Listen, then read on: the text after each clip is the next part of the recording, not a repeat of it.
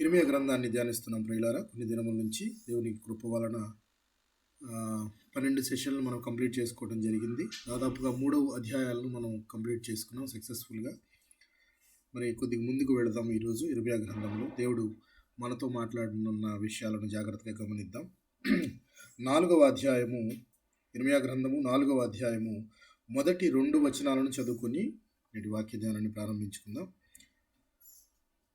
ఇర్మీయా గ్రంథము 4వ అధ్యాయము మొదటి 2 వచనాలను చదువుకొని నేటి వాక్య ధ్యానాన్ని ప్రారంభించుకుందాం. ఇదే యెహోవా వాక్కు. ఇశ్రాయేలు, నీవు తిరిగి రాను ఉద్దేశించిన ఎడల నా యొద్దకే రావలను.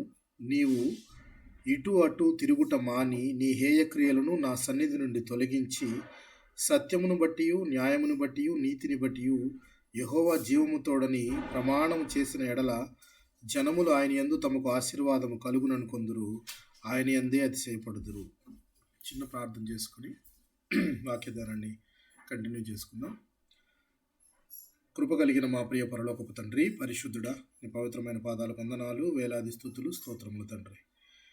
గడిచిన దినములన్నీ కూడా నాయన నీ కృపలో మరియు సమృద్ధిలో మా కుటుంబాల నుంచి మరొక నూతన దినాన్ని మాకు అనుగ్రహించారు. ఈ దినమందు కూడా నాయన మరి సాయంకాల సమయంలో మిమ్మల్ని పాటల ద్వారా స్తుతించే భాగ్యమును, మీ గురించి నాయన తెలుసుకునే జ్ఞానమును సంబంధించిన లేఖనాలను మేము ధ్యానించుకుని పోచుండగా మీరు నాతో మాతో మాట్లాడమని ప్రార్థించి వేడుకొనిచున్నాం తండ్రి. కావలసిన ఆత్మీయ జ్ఞానమును దయచేయమని, అది మా జీవితాలకు ఎంతో ఉపయోగపడుతుందని మేము తెలిసినప్పటికీ నాయన వాటిని గ్రహించడంలో వెనకబడిపోయి ఉన్నాం. నాయన కూడి వచ్చిన ప్రతి ఒక్కరిని, వారి కుటుంబాలను మీ కృప కలిగిన హస్తాలకు అప్పచెప్పుకుంటున్నాం. రాలేకపోయిన వారిని కూడా జ్ఞాపకం చేసుకోండి, రావాల్సిన వారిని కూడా రప్పించండి. నాయన మేమంతా కూడా కేవలం వినివారంలా ఉండకుండా వినగల చెవి, గ్రహించగల మనస్సు, వెంబడించగలిగిన హృదయమును నాకును మాకును దయచేయమని, ఈ ప్రార్థనకు ఆది అంతం మీరై నడిపించమని, ఈ ప్రార్థన అంతా కూడా ప్రభు యేసుక్రీస్తు వారి అతి శ్రేష్టమైన నామములో అడిగి వేడుకొనిచున్నాం తండ్రి, ఆమేన్. జాగ్రత్తగా గమనిద్దాం ప్రియులారా. ఇర్మీయా గ్రంథము గత వారం మనం గత సెషన్లో ఏం మాట్లాడుకున్నామో జ్ఞాపకం ఉందా మీకు? ఇర్మీయా గ్రంథము గత సెషన్లో ఏం మాట్లాడుకున్నామో మనం జ్ఞాపకం ఉందా ప్రియులారా?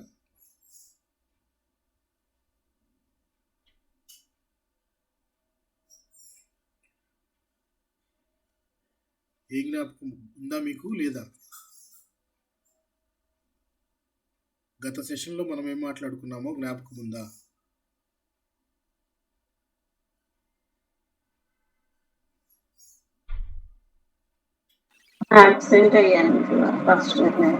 ఓకే, సరే. గత వారంలో మనము పరిత్యాగ పత్రిక ఇచ్చినా కానీ దేవుడు వారిని దగ్గర తీసేవాడుగా ఉన్నాడు అని చెప్పి మనము మాట్లాడుకోవడం జరిగింది గత సెషన్లో. జ్ఞాపకం ఉందో లేదో మీకు, మిగిలిన వారికి. మీరు ఏదైనా నోరు తెరిచి చెప్తే మీరు ఉన్నారనుకుంటాను, లేదు అంటే మీరు లేరేమో, మీ పనులు మీరు చేసుకుంటున్నారేమో అనుకోవాల్సి వస్తుంది అనమాట. ఇర్మీయా గ్రంథంలో మనం ఇప్పుడు 4వ అధ్యాయంలో మొదటి వచనాన్ని చదువుకున్నాము. యూదా వారికి ప్రవచనాలు, మొట్టమొదటి భాగంలో యూదా వారిని గురించిన ప్రవచనాలు ఇర్మీయాతో మాట్లాడుతున్నాడు దేవుడు. మొదటి ప్రవచనాన్ని మనం కంప్లీట్ చేసుకోవడం జరిగింది. రెండవ ప్రవచనములో ఉన్నాం మనం. ఈ రెండవ ప్రవచనంలోనే ఇశ్రాయేలీయులు యూదా వారిని 2 పేర్లు పెట్టి పిలిచాడు దేవుడు అని మనం గత సెషన్లో మాట్లాడుకోవడం జరిగింది. ఇశ్రాయేలీల వారిని ద్రోహిణి అని చెప్పాడు, యూదా వారిని విశ్వాసఘాతకురాలు అని చెప్పి సంబోధించడం జరిగింది. నేను ఒకరికి ఆల్రెడీ పరిత్యాగ పత్రిక ఇచ్చేశాను, ఒకరికి పరిత్యాగ పత్రిక ఇచ్చేశాను అంటే వారిని శత్రువులకు అప్పగించాను, వేరే రాజ్యం వారికి అప్పగించాను. అయినను కానీ అది చూసి తమ సహోదరి అయిన విశ్వాసఘాతకురాలైన యూదా అయినా మారుతుందేమో అనుకుంటే యూదా కూడా ఆమె కంటే వారికంటే 2 ఆకులు ఎక్కువే చదివింది, కానీ వీరిలో ఏమాత్రం మార్పు లేదు అని చెప్పి చెప్పడం జరిగింది. అదే ప్రవచనంలోని భాగముగా మనం ముందుకి 4వ అధ్యాయంలో కనుక వెళ్ళినట్లయితే ఇదే యెహోవా వాక్కు, ఇశ్రాయేలు నీవు తిరిగి రానుద్దేశించిన ఎడల నా యొద్దకే రావలెను. నీవు ఇటు అటు తిరుగుట మాని నీ హేయక్రియలను నా సన్నిధి నుండి తొలగించి సత్యమును బట్టియు న్యాయమును బట్టియు నీతిని బట్టియు యెహోవా జీవము తోడని ప్రమాణం చేసిన ఎడల జనములు ఆయన యందు తమకు ఆశీర్వాదము కలుగుననుకొందురు, ఆయన యందే అతిశయపడుదురు. ఒక మాట మొదటి వచనం చదువుకుంటే, నీవు తిరిగి రానుద్దేశించిన ఎడల, తిరిగి దేవుని యొద్దకు ఉద్దేశించి తిరిగి రావాలి, దేవుని దగ్గరికి వెళ్ళాలి, దేవుని మార్గంలోనికి వెళ్ళాలి అని ఉద్దేశించారనుకోండి. ఉద్దేశిస్తే ఉద్దేశం ఉంటే సరిపోతుందా, దాన్ని కార్యరూపం దాల్చాలంటారా?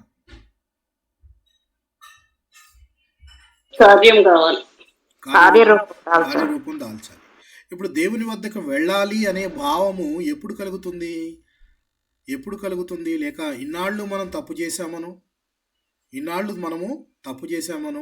లేక మనది పాపపు జీవితమనో, మన పాపాలకి అసలు ప్రాయశ్చిత్తం లేదు, అది కేవలం క్రీస్తు యేసు రక్తం ద్వారే అని మనము నమ్మటము అనేది దేని కిందకు వస్తుంది ప్రియులారా? అయ్యో మనం ఇంత పాపం చేశామా అని బాధపడటం కానీ దేని కిందకు వస్తుంది? వెరీ గుడ్, పశ్చాత్తాపం, రిపెంటెన్స్. ఈ పశ్చాత్తాపం అనేది తండ్రి అయిన దేవుడు క్రీస్తు యేసు ద్వారా మనకిచ్చిన రక్షణ అనే దానికి మొదటి మెట్టే పశ్చాత్తాపం. మొదటి మెట్టే పశ్చాత్తాపం ప్రియారు. అయితే ఈ పశ్చాత్తాపంలోనూ కూడా కొన్ని అంశాలు ఇమిడి ఉంటాయి. ఇమిడి ఉండమంటే అసలు నిజమైన పశ్చాత్తాపము అనేది ఏంటో చూద్దాం మనం. అసత్యమైన పశ్చాత్తాపము అనేది ఏంటో చూద్దాం. ఫర్ ఎగ్జాంపుల్, అపోస్తుల కార్యముల గ్రంథంలో పేతురు గారు మాట్లాడుతూ ఉన్నప్పుడు చూద్దాం. అపోస్తుల కార్యముల గ్రంథము 2వ అధ్యాయము 36 మరియు 38 వచనాలను కనుక చూసినట్లయితే, 36 నుంచి 38 వచనాలను కనుక గమనించినట్లయితే, అపోస్తుల కార్యముల గ్రంథము 2వ అధ్యాయం, మీరు సిలువ వేసిన ఈ యేసునే దేవుడు ప్రభువుగాను క్రీస్తుగాను నియమించెను, ఇది ఇశ్రాయేలు వంశమంతయు రూఢిగా తెలుసుకొనవలెనని చెప్పెను. వారు ఈ మాటలు విని హృదయంలో నొచ్చుకొని, కింద ఫుట్ నోట్లో ఉంటుంది, ఏమని రాయబడి ఉంటుందండి? హృదయంలో పొడవబడి. వీరు హృదయంలో పొడవబడి అంటే నొచ్చుకొని బాధపడి, ఇశ్రాయేలు వారంతా కూడా విని హృదయంలో నొచ్చుకొని, సహోదరులారా మేమేమి చేతుమని పేతురుని అడగగా, పేతురుని అక్కడ ఉన్న అపోస్తులందరినీ అడుగుతున్నారు. అంటే ఇక్కడ పశ్చాత్తాపానికి నెక్స్ట్ కార్యరూపం దాల్చుతుందా లేదా? ఇక్కడ పశ్చాత్తాపం అనేది వెంటనే పశ్చాత్తాపడి బాధపడిన వారు. ఎందుకంటే పశ్చాత్తాపడటం అంటే అపరాధ భావము కలగటం అనేది అన్ని సార్లు కార్యరూపం దాల్చకపోవచ్చు. ఇక్కడ వీరిని కనుక మనం గమనించినట్లయితే, ఈ క్రీస్తునేనా మనము సిలువ వేసింది అని వారు నొచ్చుకొని, దానికి మేము ఏం చేయాలి, ఇప్పుడు మనం బాధపడుతున్నాము, అరేరే ఎంత తప్పు చేశాము, ఇప్పుడు ఏం చేయాలని పశ్చాత్తాపడుతూ ఉన్నారు. అంటే ఒక రకంగా పశ్చాత్తాపం అంటే అపరాధ భావము కలగటము. కానీ అపరాధ భావము కలిగిన ప్రతివారు పశ్చాత్తాపడినట్టు కాదు. భావము కలగటం వేరు, కలిగిన భావాన్ని కార్యరూపం దాల్చకుండా పశ్చాత్తాపడ్డాము అని అనుకుంటే సరిపోదు ప్రియులారా. ఎందుకనంటే అపోస్తుడైన పౌలు గారు ఫేలిక్సు అనే ఒక రాజుగారికి వాక్యం చెప్తూ ఉంటాడు. ఒకసారి ఆ సందర్భాన్ని జ్ఞాపకం చేసుకుందాం. అపోస్తుల కార్యముల గ్రంథము 24వ అధ్యాయము 25వ వచనాన్ని గమనిద్దాం. 24వ అధ్యాయము 25వ వచనాన్ని గమనిస్తే, అప్పుడు అతడు నీతిని గూర్చియు ఆశా నిగ్రహమును గూర్చియు రాబో విమర్శను గూర్చియు ప్రసంగించుచుండగా ఫేలిక్సు మిగుల భయపడి, ఇప్పటికి వెళ్ళుము, నాకు సమయమైన నిన్ను పిలువనంపింతునని చెప్పాను. ఇక్కడ ఫేలిక్స్కి ఏమర్థమైంది? పౌలు గారు చెప్తున్న మాటలను బట్టి నీతిగా గురించి, ఆశా నిగ్రహం గురించి, రాబోవు విమర్శ అంటే ఏంటి ప్రియులారా? ఏ దినముల్లో విమర్శ?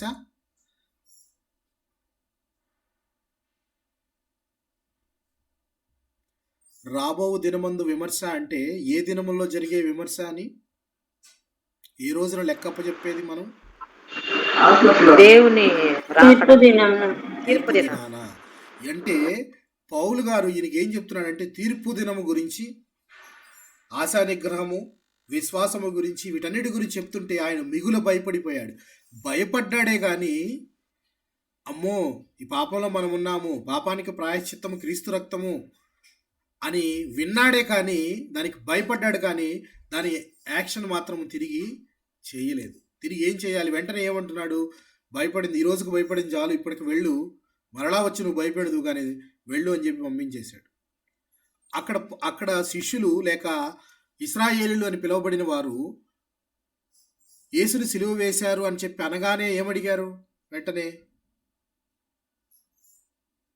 హృదయంలో నొచ్చుకొని మేమేమి చేతుము అని వారు అడిగారు. ఇక్కడ ఫేలిక్స్ అలా అడిగాడా? ఇక్కడ ఫేలిక్స్ అలా అడిగాడా? అడగలేదు. ఇప్పటికి వెళ్ళు, నువ్వు భయపడ్డాడు. అంటే పాపమేంటో తెలిసింది, ఓహో పశ్చాత్తాపపడాలి అని తెలిసింది, కానీ పశ్చాత్తాపడటానికి మనసు అంగీకరించట్లేదు. ఇప్పటికి వెళ్ళు అని చెప్పి అతన్ని పంపించేయడం మనము చూస్తాం ప్రియులారా. అయితే పశ్చాత్తాపంలో ఇమిడి ఉండే కొన్ని అంశాలను కనుక మనం గమనించినట్లయితే ముఖ్యంగా పాపం పట్ల విముఖత ఉంటుంది.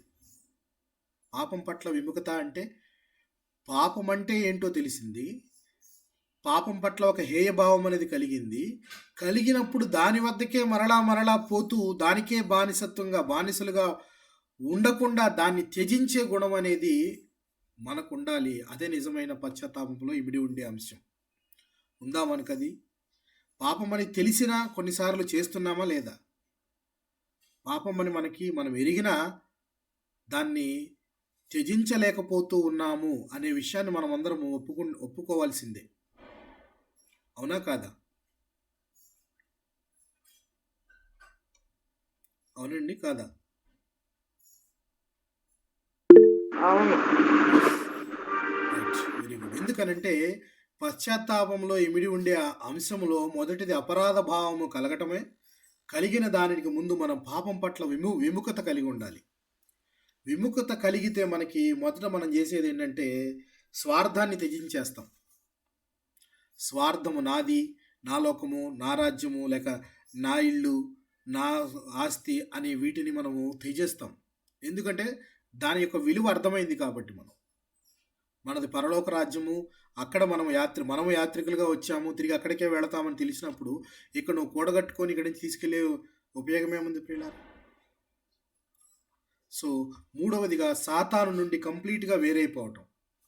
చీకటి సంబంధమైన క్రియలలో అసలు మనం పాలిభాగస్తులుగానే ఉండకుండా వెలుగునొద్దకు పరిగెత్తే వారంగా ఉండాలి. అది పశ్చాత్తాపంలో ఇమిడి ఉండే అంశం.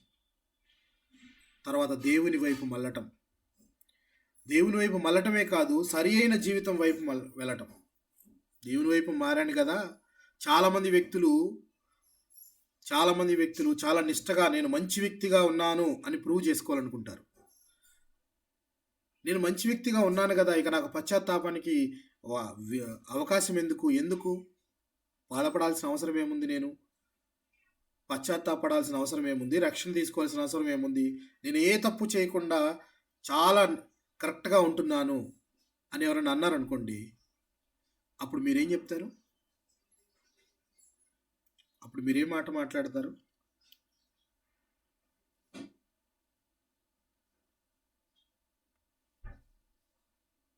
ఏం మాట మాట్లాడతారు ప్రియులారా? నేను చాలా కరెక్ట్గా ఉంటున్నానండి, దేనిలోనూ తప్పు చేయటం లేదు, పాపం చేయటం లేదు, నాకు పశ్చాత్తాపంతో పనేంటి, నాకు రక్షణతో పనేంటి అని అంటే వాళ్ళు అబద్ధం చెప్తున్నారండి.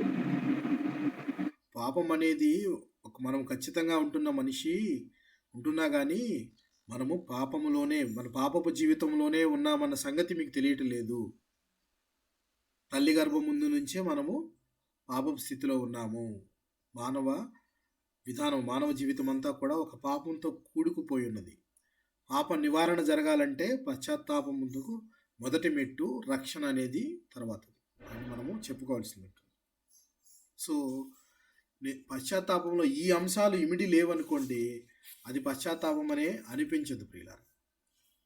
ఒక రకంగా నిజమైన పశ్చాత్తాపము లేక పశ్చాత్తాపాన్ని ప్రకటించిన ప్రవక్తలు కూడా ఉన్నారు. ఎవరెవరు ప్రకటించారు జ్ఞాపకం ఉందా? ఎవరెవరు ప్రకటించారో జ్ఞాపకం ఉందా ప్రియులారా మీకు? యోనా, ఎస్, వెరీ గుడ్. ఇంకా యెషయా, ఓకే, ఇంకా ఆల్మోస్ట్ చాలా మంది ప్రవక్తలు పశ్చాత్తాపాన్ని ప్రకటించిన వారు ఉన్నారు. పాత నిబంధన ప్రవక్తలు. యిర్మీయా, దావీదు గారు. యోవేలు ఉన్నాడు, హోషేయ ఉన్నాడు, దానియేలు హోషేయ. ఉన్నాడు, యెషయా గారు ఉన్నారు. యోవేలు గారిని చూద్దాము, ఇద్దరిది చూద్దాము. యోవేలు గ్రంథము 2వ అధ్యాయము 12వ వచనాన్ని గమనిద్దాం.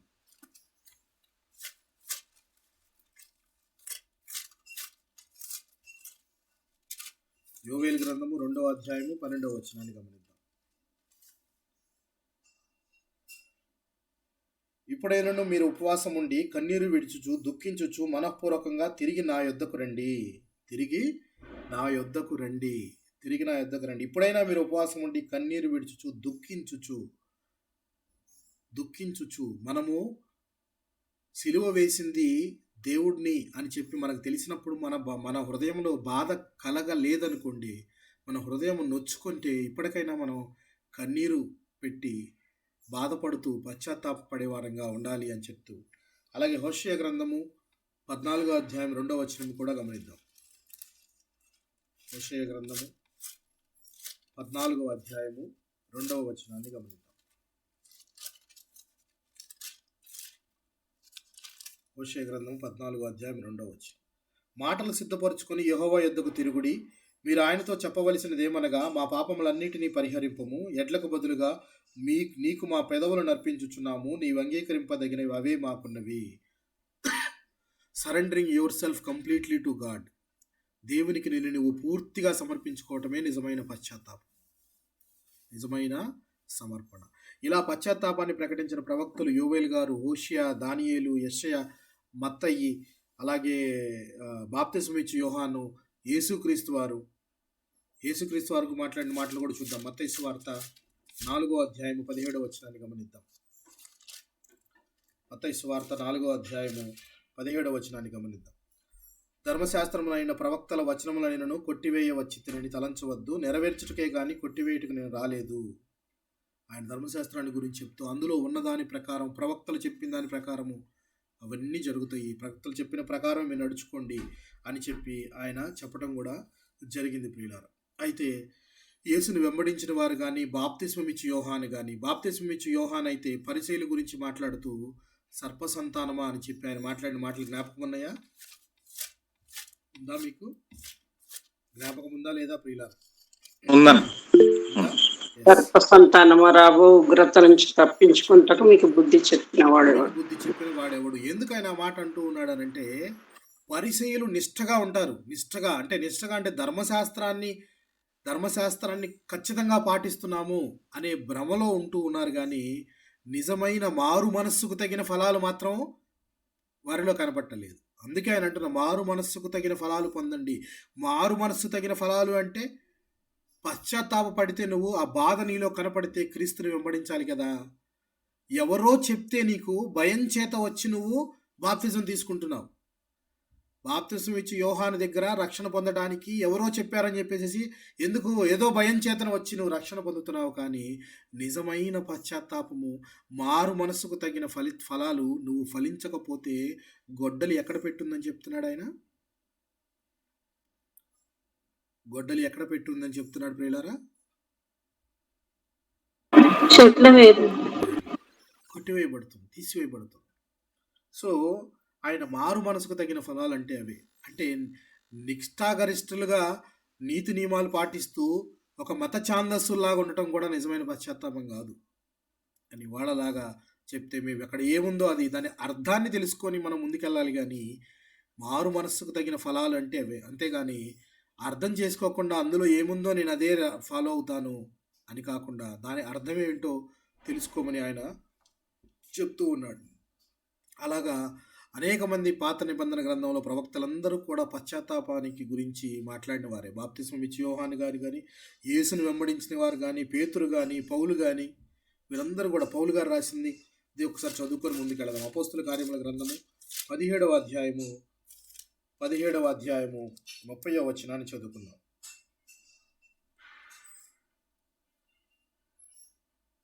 ఆ అజ్ఞాన కాలములను దేవుడు చూచి చూడనట్లుగా ఉండెను. ఇప్పుడైతే అంతటను అందరూ మారు మనసు పొందవలెనని మనుషులకు ఆజ్ఞాపించుచున్నాడు. ఎందుకనగా తాను నియమించిన మనుష్యుని చేత నీతిని అనుసరించి భూలోకమందు తీర్పు తీర్చబోయేది ఒక దినము నిర్ణయించి ఉన్నాడు. ఇక మారు మనసు పొందవలనని మనుషులకు ఆజ్ఞాపించి ఉన్నాడు. ఆ కాలంలో అయితే చూసి చూడకున్నాడేమో దేవుడు. ఆ అజ్ఞాన కాలములను దేవుడు చూసి చూడనట్లుగా ఉండెను. ఇప్పుడైతే అంతటా అందరూ మారు మనసు పొందాలి. మారు మనసు పొందాలి అంటే ముందు పశ్చాత్తాపం అనేది మొదటి మెట్టు. పశ్చాత్తాపంలోనూ కూడా ఎటువంటి పశ్చాత్తాపము ఉన్నాయో మనం కొన్ని ఉదాహరణలు చూస్తాము. ఎటువంటి పశ్చాత్తాపడుతూ ఉన్నారు. ఎందుకంటే ఇక్కడ ఇర్మియా గారు యూదా వారికి చెప్తుంది ఏంటంటే, మీరు పశ్చాత్తాపడి మీరు తిరిగి ఉద్దేశించిన ఎడల, నా దగ్గరికి తిరిగి ఉద్దేశించిన ఎడల మీరు ఎవరి దగ్గరికి రావాలి? నా దగ్గరికే రావాలి. కానీ మీరు నేను మారాను, మంచిగా మారానండి, తిరిగి వెళ్ళి మరలా వేరే క్రియలు గనక చేసినట్లయితే ఉపయోగం ఏముంది? నీ పశ్చాత్తాపం అనేది సరి అయిన క్రియలు సరైన రూపం దాల్చాలి. కానీ అవి ఎటు వెళుతున్నాయి? నువ్వు తిరిగి ఉద్దేశించిన ఎడల నా దగ్గరికి రావాలి. కానీ నువ్వు ఎటుపోతున్నావు అంటే మరలా నీ పాత దీనికే వెళుతూ ఉన్నావు. ఇదే ఇర్మియా గ్రంథం ఇర్మియా గ్రంథంలో 3వ అధ్యాయంలో 24-25 వచనాలు కనుక గమనించినట్లయితే, అయినను మా బాల్యము నుండి లజ్జాకరమైన దేవత మా పితరుల కష్టార్జితమును, వారి గొర్రెలను, వారి పశువులను, వారి కుమారులను, వారి కుమార్తెలను మృంగివేయుచున్నది. సిగ్గునందిన వారమై సాగిలపడదము రండి. మనము కనబడకుండా అవమానములను మరుగు చేయునుగాక. మన దేవుడైన యెహోవా మాట వెనక మనము మన పితరులను మన బాల్యము నుండి నేటి వరకు మన దేవుడైన యెహోవాకు విరోధముగా పాపం చేసిన వారము. లజ్జాకరమైన దేవతల వైపు మనము సాగిలపడ్డాము. ఇన్నాళ్ళు చేసింది చాలు, ఇకనైనా మనము నిజ దేవుణ్ణి గుర్తిరిగి సాగిలపడదాము రండి. తిరిగి ఆయన దగ్గరికి వెళదాము రండి. మన పితరులు చేసిన తప్పిదములను మనము చేయకూడదు అని చెప్పి వారు చెప్తున్నట్టు మనకు కనబడుతుంది. దేవుడైతే అంటున్నాడు, మీరు మారారని, మారు మనసు పొందారని దేవుడు అంటూ ఉన్నాడు. మీరు మారు మనసు పొంది పశ్చాత్తాపం పడ్డారు కరెక్టే, కానీ తిరిగి రావాలి అని అంటే మరలా ఇంకొక దేవుడిని ఎన్నుకొని అటు వెళ్ళటం కాదు. తిరిగి ఉద్దేశించిన ఎడలా నా యొద్దకు రావాలను అని చెప్పి పశ్చాత్తాపంలోనూ కూడా నిజమైన పశ్చాత్తాపము అనేదానికి గనక మనం గమనించినట్లయితే దావీదు గారు బత్షెబ విషయంలో పశ్చాత్తాపడినది. అలాగే దావీదు జనసంఖ్యను ఒకసారి లెక్కెట్టమని తన సేనాధిపతికి చెప్తాడు. జ్ఞాపకం ఉందా మీకు? అది జ్ఞాపకం ఉందా ప్రియులారా?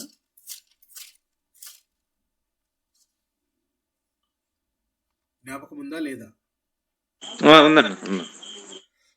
ఎందుకంటే 2వ సమూయేలు గ్రంథంలో దావీదు గారు ఒకసారి తన మనసులో తలంచి తన జనసంఖ్యను లెక్కేయాలని ఒక తలంపు పుడుతుంది ఆయనకి. ఒక తలంపు పుడితే జనసంఖ్య ఎంత ఉంది అని లెక్కేయమని యోవాబు అనే దూతకి తన దగ్గర ఉన్న సేనాధిపతికి చెప్తాడు. వెళ్ళి నువ్వు లెక్కేయమంటే ఆయన అన్నమాట, ఎందుకు ప్రభు, ఎంతమంది ఉన్నా నీ కిందే కదా ఉంది, 12 గోత్రాల వారు నీ కిందే ఉన్నారు, రాజ్యమంతా నువ్వే ఏలుతున్నావు కదా, ఇంకా జనసంఖ్య ఎందుకు, లేకపోతే ఎంతమంది ఉన్నారో ఎందుకు నీకు అని అంటే, లేదు నువ్వు వెళ్ళు, చేయాల్సిందే అని చేయటం ద్వారా దేవుడి ఉగ్రతకు పాత్రుడైన తర్వాత వెంటనే ఆయన విధించే శిక్షను బట్టి దావీదు గారు దేవుణ్ణి కోరుకున్నట్టు దేవుణ్ణి కోరుకుంటే అక్కడ దూత ఆగి యెబూసీయుడైన ఒర్నాను కళ్ళమ దగ్గర ఆగటం జరుగుతుంది. అక్కడే ఒక బలిపీఠం కడతాడు దావీదు గారు అని చెప్పి మనం మాట్లాడుకున్నాం. జ్ఞాపకం ఉందా మీకు? అదే బలిపీఠం దగ్గర తర్వాత ఇంకొకతను ఇంకోటి కడతాడు. ఏంటది?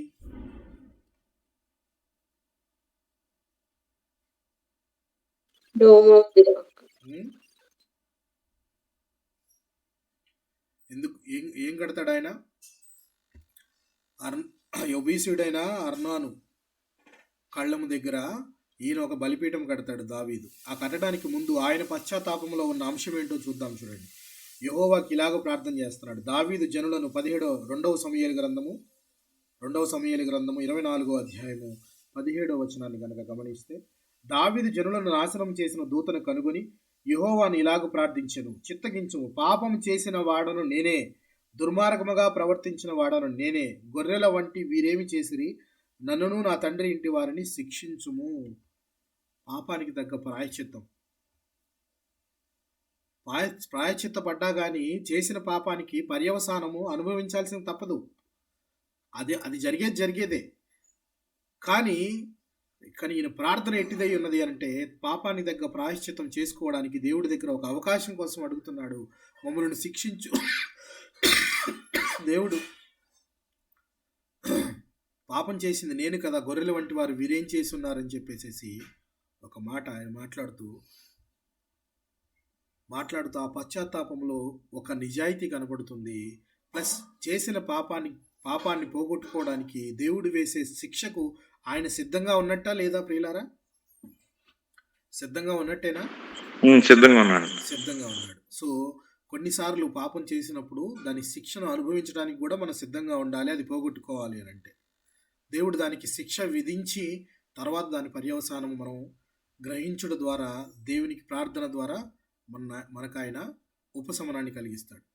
అలాగా ఆయన పశ్చాత్తాపంలో ఒక నిజాయితీ కనపడింది. అది నిజమైన పశ్చాత్తాపం. అలాగే జక్కయ్య గారి విషయంలో అందరికీ తెలిసింది కాబట్టి అది నేను చెప్పట్లేదు. ఏం చేశాడు ఆయన పశ్చాత్తాపడి? 4 గంటలు చెల్లించాడు. అర్థం ఏంటి? నాళ్ళు తను చేస్తుంది పాపం అని గ్రహించి దానిని సరిదిద్దుకోవాలన్న ప్రయత్నాన్ని జక్కయ్య చేసినట్టు కనబడుతుంది. అవునా? అంతే. తప్పిపోయిన కుమారుడి విషయము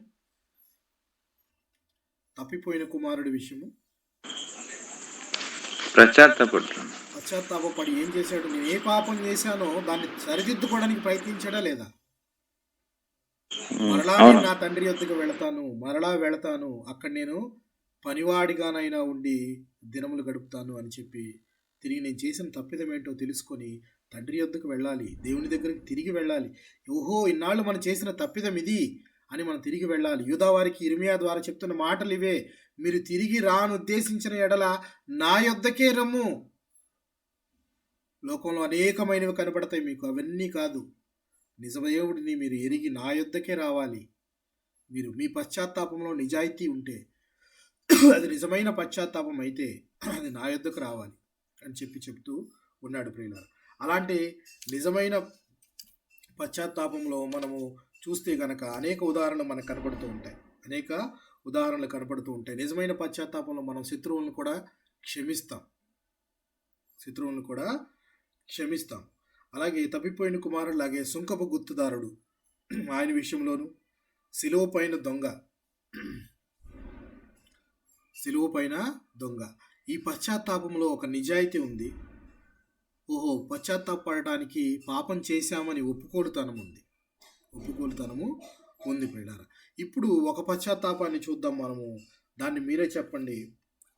నిర్గమకాండము 9వ అధ్యాయము 27వ వచనం చూద్దాం. నిర్గమకాండము 9వ అధ్యాయము 27వ వచనాన్ని గమనిద్దాం.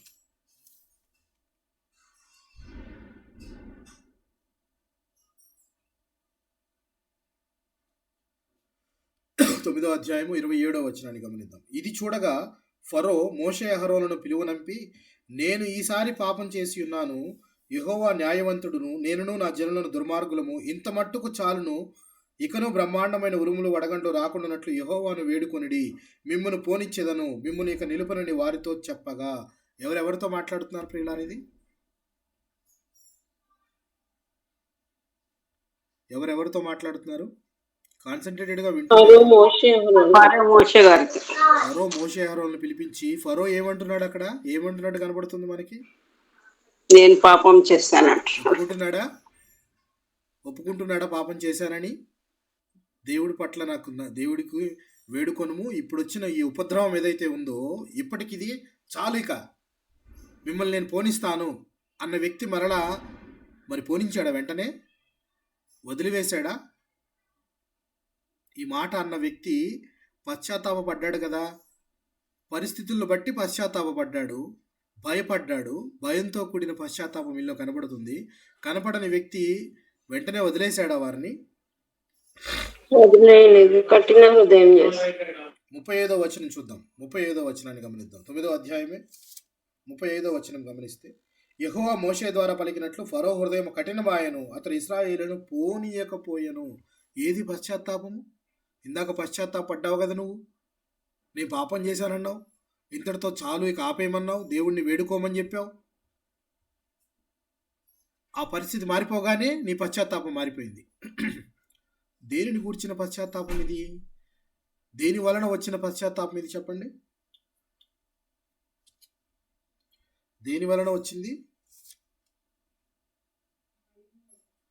దేని వలన వచ్చింది ప్రియులారా? ఈ పశ్చాత్తాపం దేని వలన కలిగింది?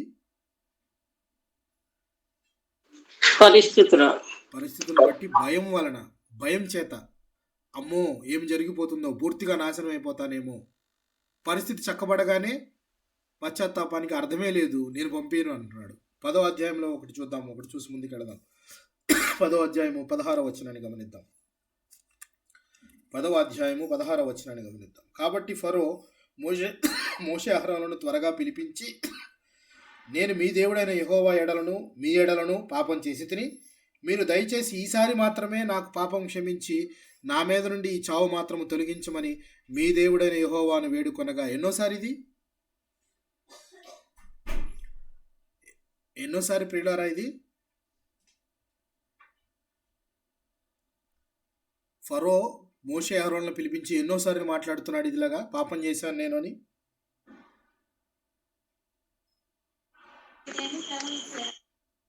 ఇలా చాలా సార్లు మాట్లాడాను. ఇప్పుడు వరకు నేను చెప్పినప్పుడు సెకండ్ టైం ఇది. ఇంతకుముందు మనం 9వ అధ్యాయంలో చదువుకున్నాం, 10వ అధ్యాయంకి వచ్చాం. 10వ అధ్యాయంలోనూ కూడా మళ్ళీ ఆయన నేను పాపం చేశాను మీ పట్ల మీ దేవుడి పట్ల అంటున్నాడు. ఇది సెకండ్ టైం అనుకుందాం. సెకండ్ టైం అనుకుందాం. అంటే చూడండి ఎన్నిసార్లు పశ్చాత్తాపడుతూ ఉన్నాడు. పశ్చాత్తాపడటం అనేది పదే పదే జరిగేదా? పదే పదే జరిగే విషయమేనా? 10, 16, 20వ వచనం కనుక గమనించినట్టయితే, 10వ అధ్యాయము 20వ వచనాన్ని గమనించినట్టయితే, ఆయనను యెహోవా ఫరో యొక్క హృదయం కఠినపరిచిన, అతని ఇశ్రాయేలులను పోనీయుడాయను. పోనీయలేదు. తర్వాత మళ్ళీ పోనిస్తానని చెప్పి, కానీ మీ యొక్క పశువుల్ని సంతతనంతా ఇక్కడ వదిలేసి వెళ్ళండి అన్నాడు. తర్వాత మీ భార్య బిడ్డలను వదిలేసి మీరు మాత్రం వెళ్ళండి అని చెప్పాడు. ఇలాగా ఇది భయంతో కూడిన పశ్చాత్తాపం అయితే ఎన్నిసార్లు మారుతున్నాడు ఈయన? ప్రతిసారి నేను పాపం చేశాను, దేవుడికి వేడుకోనండి. ప్రతిసారి నేను పాపం చేశాను, మీరు దేవుడిని వేడుకోనండి, ఈ శిక్ష చాలు అంటున్నాడు. శిక్ష తప్పిపోయిన తర్వాత, శిక్ష నుంచి బయటకు వచ్చిన తర్వాత వెంటనే చేస్తున్న పని ఏంటి? మరలా కఠినంగానే బిహేవ్ చేస్తున్నాడు. అంటే ఈ పశ్చాత్తాపం ఇది నిజమైన పశ్చాత్తాపం కాదు. ఎటువంటిది? పరిస్థితుల నుంచి బయటపడాలని ఒక భయము చేత కలిగిన పశ్చాత్తాపం అని మనకి కనబడుతుంది ప్రియులారా. మనకి ఎలా కనబడుతుంది? అలాగే సౌలు రాజు గారు ఆయనలో కూడా ఏముంటుందంటే, సమూయేలు గారు రాకముందే ఈయన బలులు అర్పించేస్తాడు యుద్ధానికి వెళ్ళడానికి. జ్ఞాపకం ఉందా మీకు?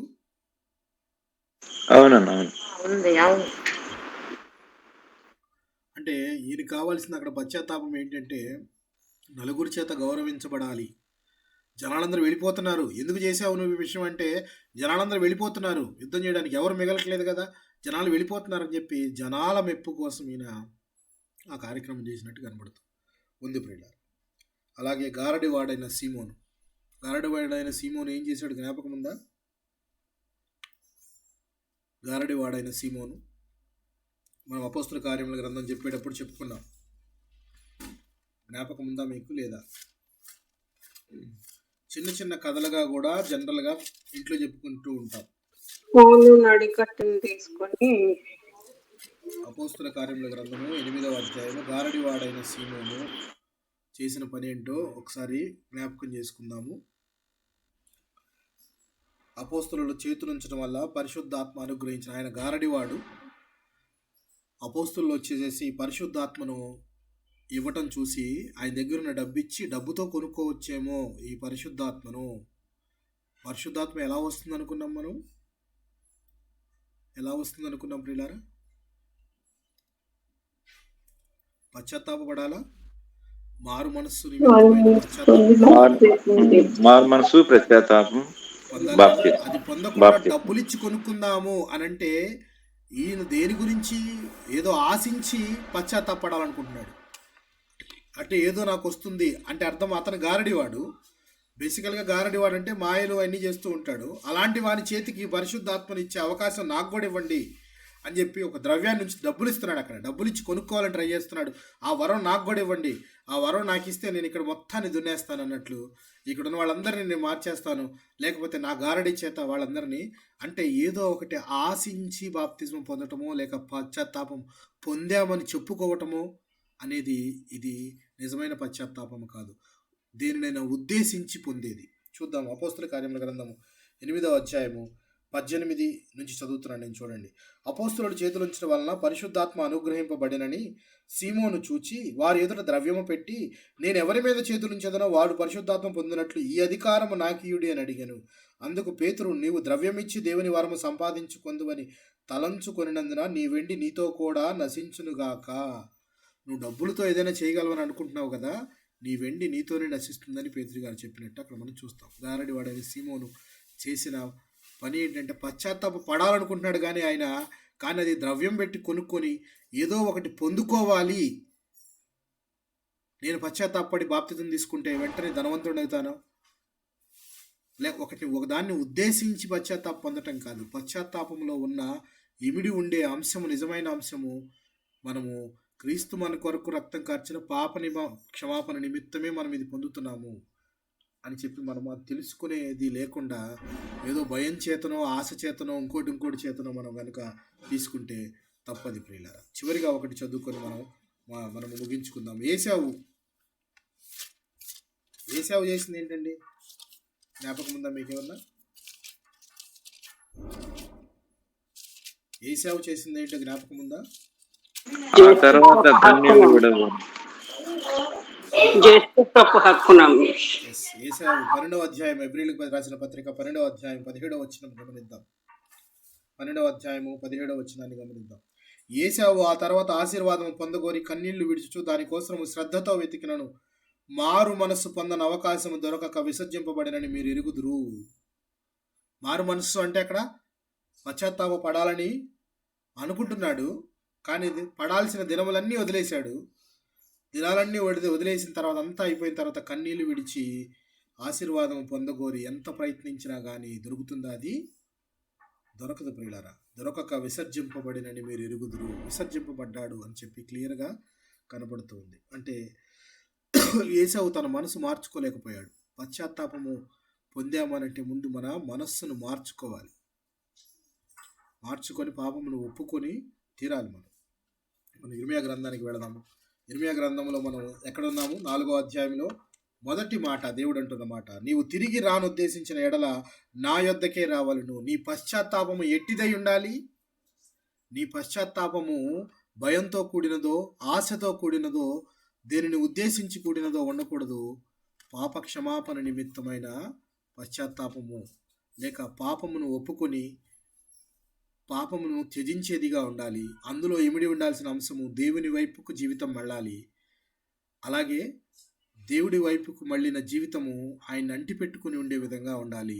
అది నిజమైన పశ్చాత్తాపము, దేవుని గూర్చిన పశ్చాత్తాపం. ముఖ్యముగా కార్యరూపమై దాల్చేదిగా ఉండాలి.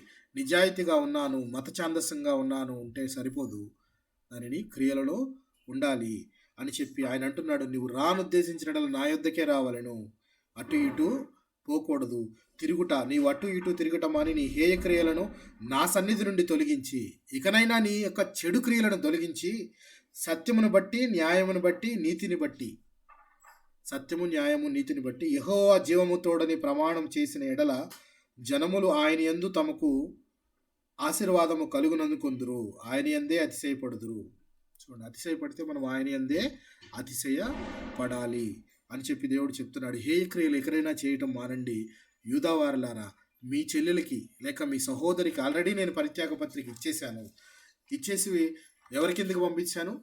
అషూరు అనే రాజు కిందకి చెరలోకి పంపించేశాను. మీరైనా ఇక మారతారేమో, మారు మనసు పొంది ఆ మారు మనసుకు తగిన ఫలాలను ఫలించే విధంగా ఉంటే రాబో ఉగ్రతను తప్పించువాడేమో. కానీ తప్పదు, ఆల్రెడీ పాపం చేశారు కాబట్టి దానికి పర్యవసానాలు శిక్షను అనుభవించక తప్పదు. ఎందుకంటే అది డిసైడెడ్. ఇర్మియాతో దేవుడు మాట చెప్పేశాడు ఆల్రెడీ. ఏమంటున్నాడు? బాదం చెట్టు చువ్వ చూపిస్తాడు. జ్ఞాపకం ఉందా మీకు? అప్పుడు ఏమని చెప్తాడు ఇర్మియా గారితో? బాదం చెట్టు చూపించి దేవుడు మాట్లాడే మాట ఏంటి?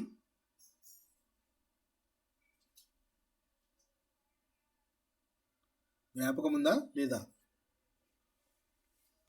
లేదు బ్రదర్, బాదం చెట్టు ఉపమానం ఉంది కానీ బాదం చెట్టు చూపిస్తాడు ఇర్మియా గారికి. చూపిస్తూ దేవుడు చెప్పిన మాట ఏంటో మీకు జ్ఞాపకం లేదా?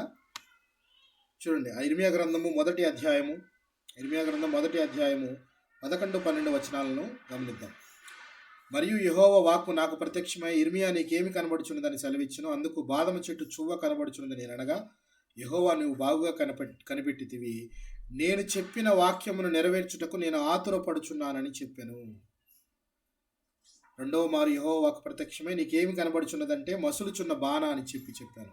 బాదము చెట్టు అని చెప్పగానే, నేను బాదము చెట్టు చువ్వ అని చెప్పగానే అప్పుడు చెప్పాను నేను మీకు, బాదం చెట్టు అనేది సీజన్లో మొదటగా వస్తుంది అని చెప్పేసి.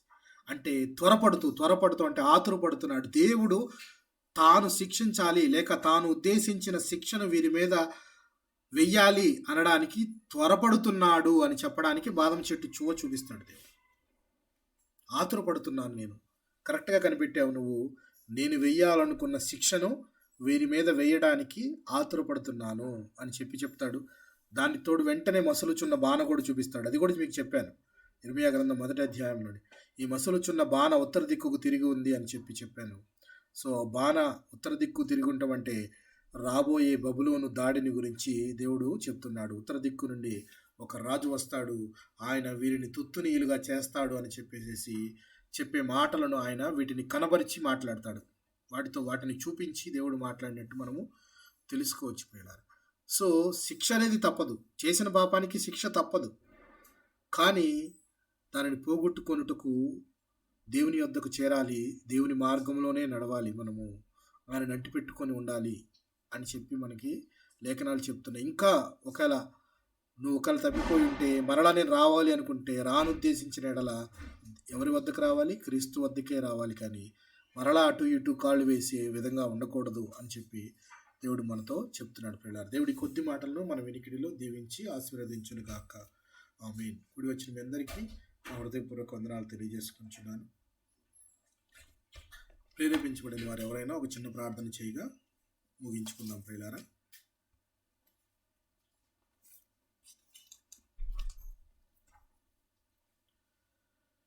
ప్రేరేపించబడిన వారు ఎవరైనా ఒక చిన్న ప్రార్థన చేయగా ఈ కుటుంబం ముగించుకుందాం.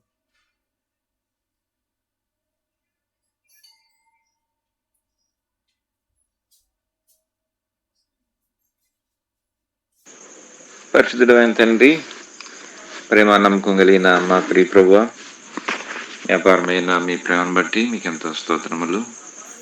ఈ సాయంకాల సమయంలో మీ పాద సన్నిధిలో చేరి నాయన మీ ఘనమైన నామాన్ని ఆరాధిస్తూ, హెచ్చిస్తూ, పూజిస్తూ, కొనియాడుతూ ప్రభువా నాయన నీ వాక్యాన్ని మేము పరిశీలనగా మేము తెలుసుకోవడానికి ప్రభువా మీ దాసుని మరి చేసి ప్రభువా ఇర్మియా గ్రంథంలో నుంచి 4వ అధ్యాయంలో నాయన మరి ఇశ్రాయేల్ గురించి మీరు మరి తిరిగి రానుద్దేశించిన యెడల నా యొద్దకే మరలా తిరిగి రావాలని నాయన మరి చక్కని మూలాంశం ద్వారా ప్రభువా మీరు మాకు ఇచ్చినటువంటి వివరణ బట్టి మేము స్తుతిస్తున్నాం.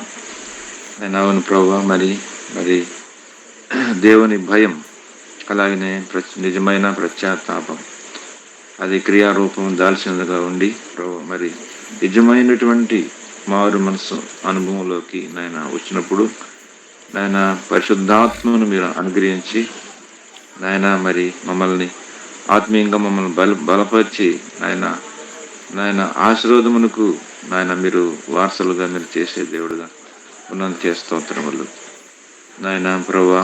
మేము అనుదినం ప్రభువా నాయన మరి యోబు కూడా ప్రభువా తను కుమారులు ఏమైనా పాపం చేశారేమోనని అనుదినము దేవునికి బలార్పించుతూ పశ్చాత్తాపంతో కూడినటువంటి మనసు తాను కలిగినటువంటి వాడై ఉంటూ వచ్చి, అలానే మరి ఆ యొక్క ఫరో కూడా మరి భయం లేనటువంటి స్థితిలో తాను ఎంతగానో మరి ఆ యొక్క పశ్చాత్తాపం హృదయం కలిగినప్పటికీ కూడా హృదయాన్ని కఠినం చేసుకొని పశ్చాత్తాపం లేనటువంటి వాడుగా తాను జీవిస్తూ వచ్చాడు.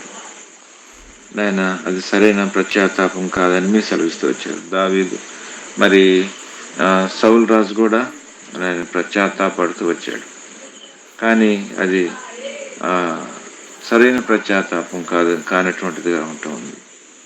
అలాగనే మరి చాలామంది యేసేవు కూడా తనకిచ్చిన సమయం అంతా కూడా వ్యర్థం చేసుకున్నాడు. గారడీ సీమోను ఏదో ఆశించాడు, కానీ తను పొందలేకపోతూ వచ్చాడు. అది నిజమైన పశ్చాత్తాపానికి దూరం అయిపోయినాడు. నాయన మరి తప్పిపోయిన కుమారుడు పశ్చాత్తాపం లాంటి పశ్చాత్తాపం మాకు దయచేయండి నాయన. అంతేకాదు నాయన మా జీవితంలో నాయన సరైనటువంటి విధానంలో నాయన మరి మేము మీ ఎదుట మేము నిజమైన పశ్చాత్తాపం కలిగి మేము జీవించే వారికి ఉంటానికి సహాయం చేయండి ప్రభువా. మమ్మల్ని బలపరుస్తున్నందుకే మీకు ఎంతో స్తోత్రములు. ఉన్నతమైన వాక్యము, శ్రేష్టమైన వాక్య భాగాలు మా హృదయాల్లో నైనా పలు విధాలుగా నాయన మరి ప్రేరేపిస్తూ ఉన్నారు నాయన. మీకు స్తోత్రములు. నిజంగా మేము సరైన పశ్చాత్తాపంతో మేము జీవించకపోతే దాని యొక్క పర్యవసానాలు కూడా చాలా తీవ్రంగా ఉంటాయని మీరు హెచ్చరిక చేస్తూ వచ్చారు. ఖచ్చితంగా చేసిన తప్పును బట్టి శిక్ష అనుభవించవలసిందని మీరు హెచ్చరిక చేస్తూ వస్తున్నారు. మా పితరులు అలాగనే ఆ యొక్క పశ్చాత్తాపంతో లేనటువంటి కఠినమైన శిక్షలు వారు అనుభవిస్తూ వచ్చారు. అయితే నాడు మాకు తోడుగా ఉన్నప్పటికీ మేము కూడా దేవుని యందు భయభక్తులు కలిగి ఆయన నిజమైన పశ్చాత్తాపంతో మేము జీవించినట్లుగా మేమే కాదు నాయన, మా బిడ్డలు కుటుంబంతో అలాగనే సంఘాల్లో కూడా పశ్చాత్తాపం లేనటువంటి వారు ఎంతోమంది నాయన, నామకార్థ క్రైస్తవ్యం, నామకార్థ భక్తి నాయన వీటి ద్వారా మరి ఏదో కొద్ది చేసి తెలియనటువంటి దానాల్లో వారు ఎంతగానో మరి పశ్చాత్తాపం భయం అనేది లేకుండా ప్రవర్తిస్తున్నారు. నేటి దినాల్లో నిజమైన పశ్చాత్తాపం కలిగినటువంటి వారు, భయం కలిగినటువంటి వారు సంఘాల్లో ఆయన లేరు. ఆయన నిజంగా ప్రభా ఈ విషయంలో సరైన పునాది మేము వేసుకోవాలి. కుటుంబాలుగా మేము పశ్చాత్తాపం భయం కలిగిన వారికి ఉండాలి. సంఘాలుగా కూడా మేము ఎలాగో అనేకులను సిద్ధపరచుకోవాలి. ఆయన ఇలాంటి నిజమైన పశ్చాత్తాపం కలిగి మేము జీవించినట్లు మనం సిద్ధపరచమని ఈ టీంలో నాయన మరి ఉన్న గ్రూపులో ఉన్నటువంటి వారందరి కోసం ప్రార్థన చేసుకుంటున్నాం. ప్రతి కుటుంబాన్ని మీరు దీవించండి ఆయన. అలాగనే మరి నీ దాసు కుటుంబం అక్క మరి బిడ్డలను బట్టి మరి ప్రార్థన చేస్తున్నాం. మరి తల్లిగారికి ఇచ్చిన ఆరోగ్యం బట్టి మీకు ఎంతో స్తోత్రములు నాయన. మేమందరం నాయన సకాలంగా కనెక్ట్ అయ్యి ప్రభు మరి సకాలంగా ముగించుకున్నట్లు మీరు కృప చూపిస్తున్నారు. దేవ మీ స్తోత్రములు నాయన. కనెక్ట్ అయిన వారందరిని బట్టి మీకు ఎంతో స్తోత్రములు చెల్లించుకుంటున్నాం. అలాగూ మరి నాయన మరుసటి దినం కొరకే మనం సిద్ధపరుచున్నాను. కృతజ్ఞత చెల్లించుకుంటూ దయగల హస్తాలు కప్పు చెప్పుకుంటూ మా ప్రభు రక్షకుడు యేసుక్రీస్తు వారి పరిశుద్ధమైన నామంలో స్తుతించి ప్రార్థన చేసి అడిగి వేడుకుంటున్నాం తండ్రి. ఆమేన్. ఆశీర్వాదములు. మన తండ్రి అయిన దేవుని ప్రేమ, మన రక్షకుడు విమోచకుడు అయిన యేసుక్రీస్తు వారి కృప, పరిశుద్ధాత్మ యొక్క అన్యోన్య సహవాసం కూడి వచ్చిన ప్రతి ఒక్కరికి సర్వలోకమునకును సదాకాలము తోడయుండును గాక. ఆమేన్. ఆమేన్. ఆమేన్. హృదయపూర్వక వందనాలు తెలియజేసుకుంటున్నాను. ప్రైజ్ వందనాలు పాస్టర్ గారు. అందరికీ ప్రైజ్. అందరికి పేరు పేరున వందనాలండి. 2 గంటల నుంచి 4 గంటల వరకు స్త్రీల ప్రత్యేక కూడిక ఉంటుంది. సో తప్పకుండా మీతో పాటు మిగిలిన వారిని కూడా తీసుకురావాలని ఆ ప్రభు పేరిట మనవి చేస్తున్నాను. మీకు స్త్రీలకు ప్రత్యేక కూడిక కాబట్టి సమయం ఎక్కువ ఉంటుంది. కాబట్టి మీకు పాటలు, సాక్ష్యాలు, ముఖ్యంగా సాక్ష్యం ద్వారా బలపడాలని మనం ఈ కార్యక్రమం ఎక్కువసేపు జరపటం. సో సాక్ష్యాలు పంచుకోవాల్సిన బాధ్యత మీ అందరికీ ఉంది. సో మీ జీవితంలో జరిగిన మేళ్లను, దేవుడు చూపించిన కృపను మీరు పంచుకుంటే మరి ఒకరు ఉన్నవారందరూ కూడా బలపడతారు. అందుకని రేపటి దినము మీతో పాటు సాధ్యమైనంత వరకు మిగిలిన వారికి కూడా చెప్పి ఈ కూడికలో పాలిభాగస్తులు చేయాలని ప్రభు పేరిట మనవి చేస్తున్నాను. Thank you very much. కూడిక అందరితో ముగిసింది. ఒకరికొకరు వందనాలు చెప్పుకొని లీవ్ అవుదాం. అందరికీ వందనాలు. అందరికి వందనాలు. ప్రైజ్. అందరికీ వందనాలు. సారీ సిస్టర్, నేను కొంచెం పిల్లల్ని చదివిస్తూ ఏమి సరిగా రెస్పాన్స్ ఇవ్వలేదు. పాపం పాస్టర్ గారికి బాగాలేకపోయినా పర్వాలేదు.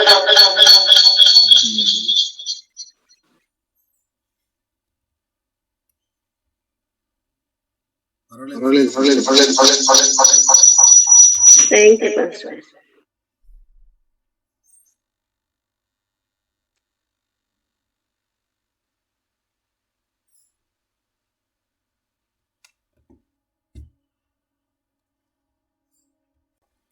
ఇర్మియా గ్రంథాన్ని ధ్యానిస్తున్నాం ప్రియులారా. కొన్ని దినముల నుంచి దేవుని కృప వలన 12 సెషన్లు మనం కంప్లీట్ చేసుకోవడం జరిగింది. దాదాపుగా 3వ అధ్యాయాలను మనం కంప్లీట్ చేసుకున్నాం సక్సెస్ఫుల్గా.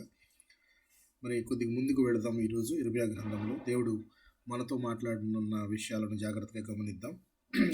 4వ అధ్యాయము, ఇర్మియా గ్రంథము 4వ అధ్యాయము మొదటి 2 వచనాలను చదువుకొని నేటి వాక్య ధ్యానాన్ని ప్రారంభించుకుందాం. ఇర్మియా గ్రంథము 4వ అధ్యాయము మొదటి 2 వచనాలను చదువుకొని నేటి వాక్య ధ్యానాన్ని ప్రారంభించుకుందాం. ఇదే యెహోవా వాక్కు. ఇశ్రాయేలు, నీవు తిరిగి రాను ఉద్దేశించిన ఎడల నా యొద్దకే రావలను. నీవు ఇటు అటు తిరుగుట మాని నీ హేయక్రియలను నా సన్నిధి నుండి తొలగించి సత్యమును బట్టి న్యాయమును బట్టి నీతిని బట్టి యెహోవా జీవముతోడని ప్రమాణం చేసిన ఎడల జనములు ఆయన యందు తమకు ఆశీర్వాదము కలుగుననుకొందురు, ఆయన యందే అతిశయపడుదురు. చిన్న ప్రార్థన చేసుకుని వాక్యధారాన్ని కంటిన్యూ చేసుకుందాం. కృప కలిగిన మా ప్రియ పరలోకపు తండ్రి, పరిశుద్ధుడా, నీ పవిత్రమైన పాదాలకు వందనాలు, వేలాది స్తుతులు, స్తోత్రములు తండ్రి. గడిచిన దినములన్నీ కూడా నాయన నీ కృపలో మరియు సమృద్ధిలో మా కుటుంబాల నుంచి మరొక నూతన దినాన్ని మాకు అనుగ్రహించారు.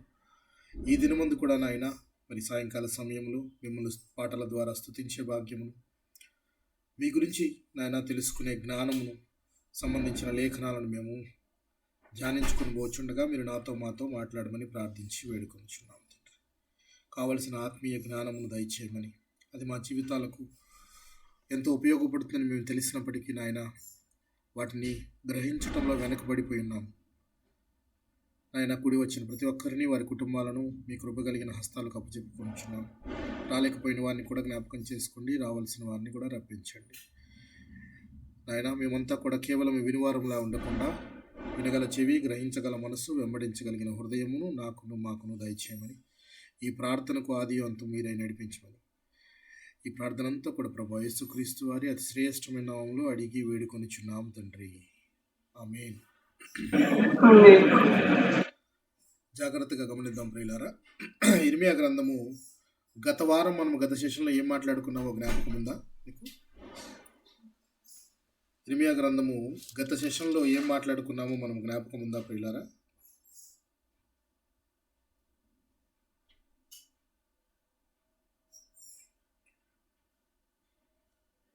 ఏ జ్ఞాపకం ఉందా మీకు లేదా? గత సెషన్లో మనం ఏం మాట్లాడుకున్నామో జ్ఞాపకం ఉందా?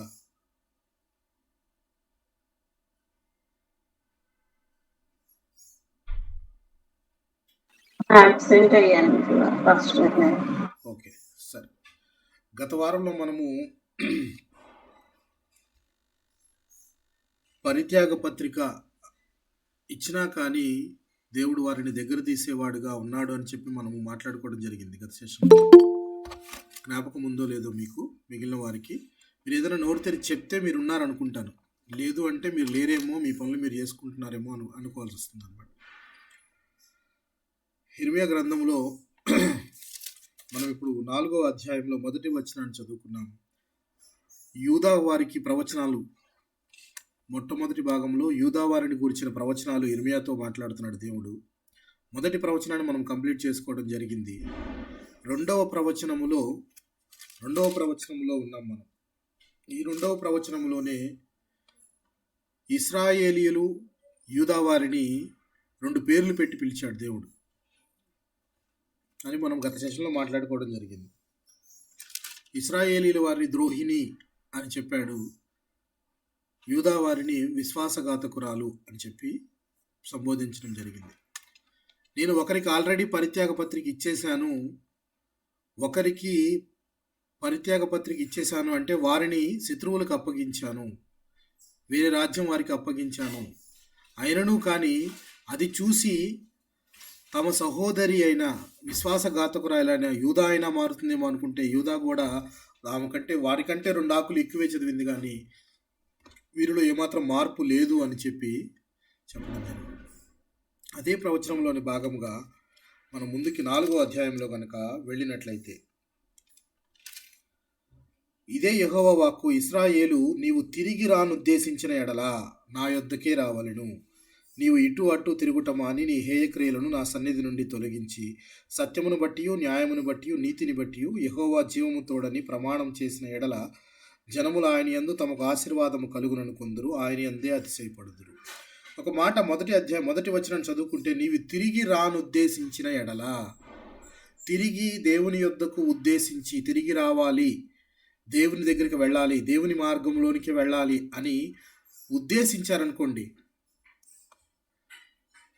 ఉద్దేశిస్తే ఉద్దేశం ఉంటే సరిపోతుందా, దాన్ని కార్యరూపం దాల్చాలంటారా? కార్యం కావాలి. కార్యరూపం దాల్చాలి. ఇప్పుడు దేవుని వద్దకు వెళ్ళాలి అనే భావము ఎప్పుడు కలుగుతుంది? లేక ఇన్నాళ్ళు మనం తప్పు చేశామనో, లేక మనది పాపపు జీవితమనో, మన పాపాలకి అసలు ప్రాయశ్చిత్తం లేదు, అది కేవలం క్రీస్తు యేసు రక్తం ద్వారే అని మనము నమ్మటము అనేది దేని కిందకు వస్తుంది ప్రియులారా? అయ్యో మనం ఇంత పాపం చేశామా అని బాధపడటం కానీ దేని కిందకు వస్తుంది? పశ్చాత్తాపం. వెరీ గుడ్, పశ్చాత్తాపం, రిపెంటెన్స్. ఈ పశ్చాత్తాపం అనేది తండ్రి అయిన దేవుడు క్రీస్తు యేసు ద్వారా మనకిచ్చిన రక్షణ అనే దానికి మొదటి మెట్టే పశ్చాత్తాపం. మొదటి మెట్టే పశ్చాత్తాపం ప్రియారు. అయితే ఈ పశ్చాత్తాపంలోనూ కూడా కొన్ని అంశాలు ఇమిడి ఉంటాయి. ఇమిడి ఉండమంటే అసలు నిజమైన పశ్చాత్తాపము అనేదేంటో చూద్దాం మనం. అసత్యమైన పశ్చాత్తాపము అనేదేంటో చూద్దాం. ఫర్ ఎగ్జాంపుల్, అపోస్తుల కార్యముల గ్రంథంలో పేతురు గారు మాట్లాడుతూ ఉన్నప్పుడు చూద్దాం. అపోస్తుల కార్యముల గ్రంథము 2వ అధ్యాయము 36 మరియు 38 వచనాలను కనుక చూసినట్లయితే, 36 నుంచి 38 వచనాలను కనుక గమనించినట్లయితే, అపోస్తుల కార్యముల గ్రంథము 2వ అధ్యాయం, మీరు సిలువ వేసిన ఈ యేసునే దేవుడు ప్రభువుగాను క్రీస్తుగాను నియమించెను. ఇది ఇశ్రాయేలు వంశమంతయు రూఢిగా తెలుసుకొనవాలనని చెప్పాను. వారు ఈ మాటలు విని హృదయంలో నొచ్చుకొని, కింద ఫుట్ నోట్లో ఉంటుంది, ఏమని రాయబడి ఉంటుందండి? పొడవబడి. హృదయంలో పొడవబడి. వీరు హృదయంలో పొడవబడి అంటే నొచ్చుకొని బాధపడి, ఇశ్రాయేలు వారంతా కూడా విని హృదయంలో నొచ్చుకొని, సహోదరులారా మేమేమి చేతుమని పేతురుని అడగగా, పేతురుని అక్కడ ఉన్న అపోస్తులందరినీ అడుగుతున్నారు. అంటే ఇక్కడ పశ్చాత్తాపానికి నెక్స్ట్ కార్యరూపం దాల్చుతుందా లేదా? ఇక్కడ పశ్చాత్తాపం అనేది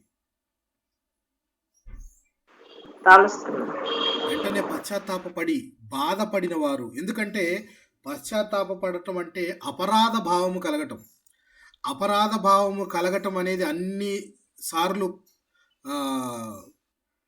కార్యరూపం దాల్చకపోవచ్చు.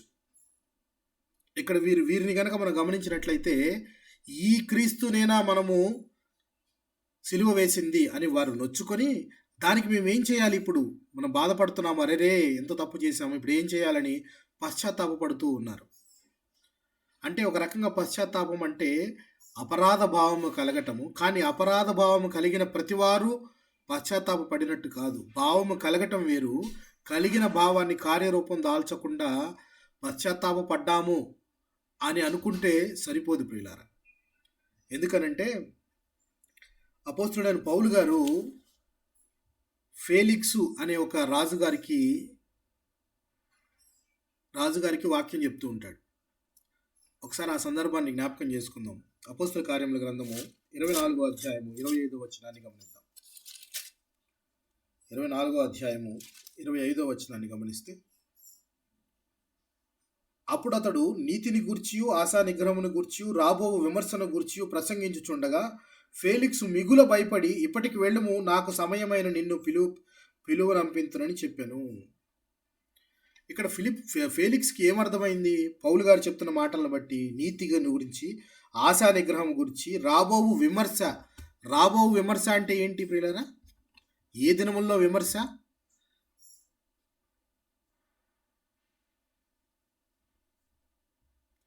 రాబోవు దినమందు విమర్శ అంటే ఏ దినముల్లో జరిగే విమర్శ అని?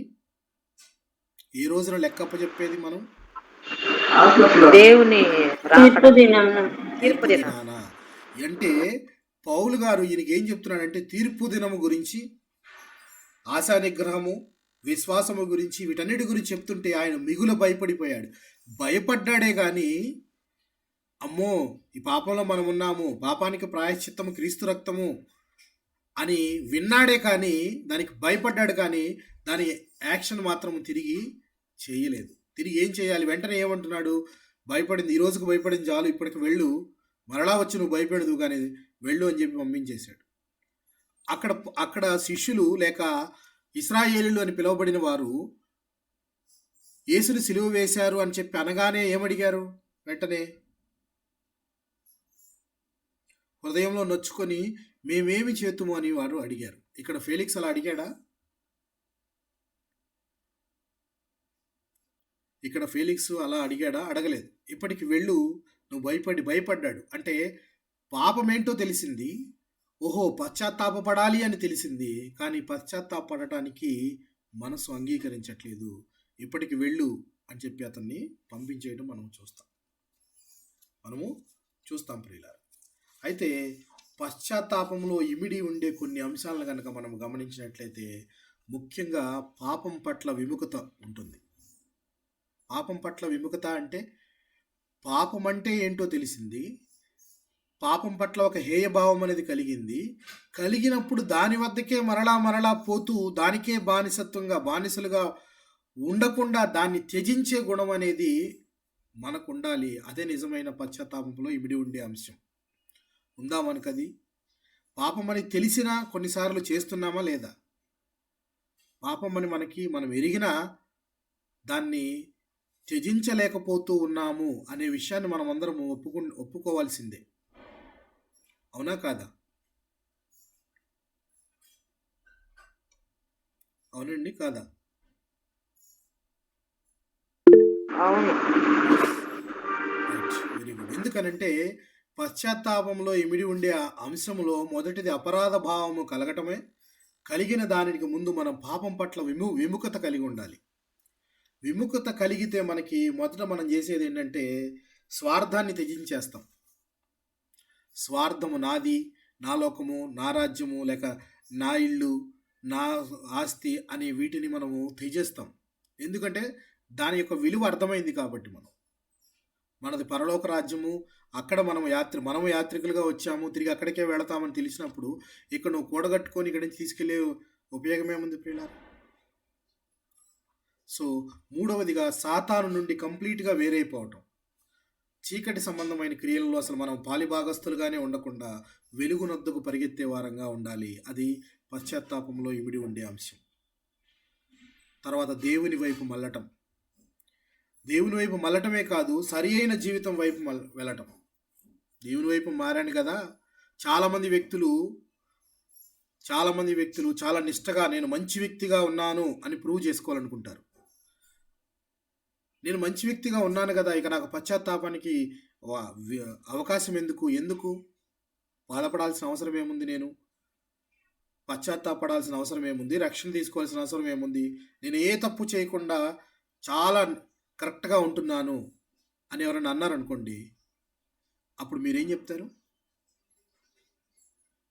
అప్పుడు మీరేం మాట మాట్లాడతారు?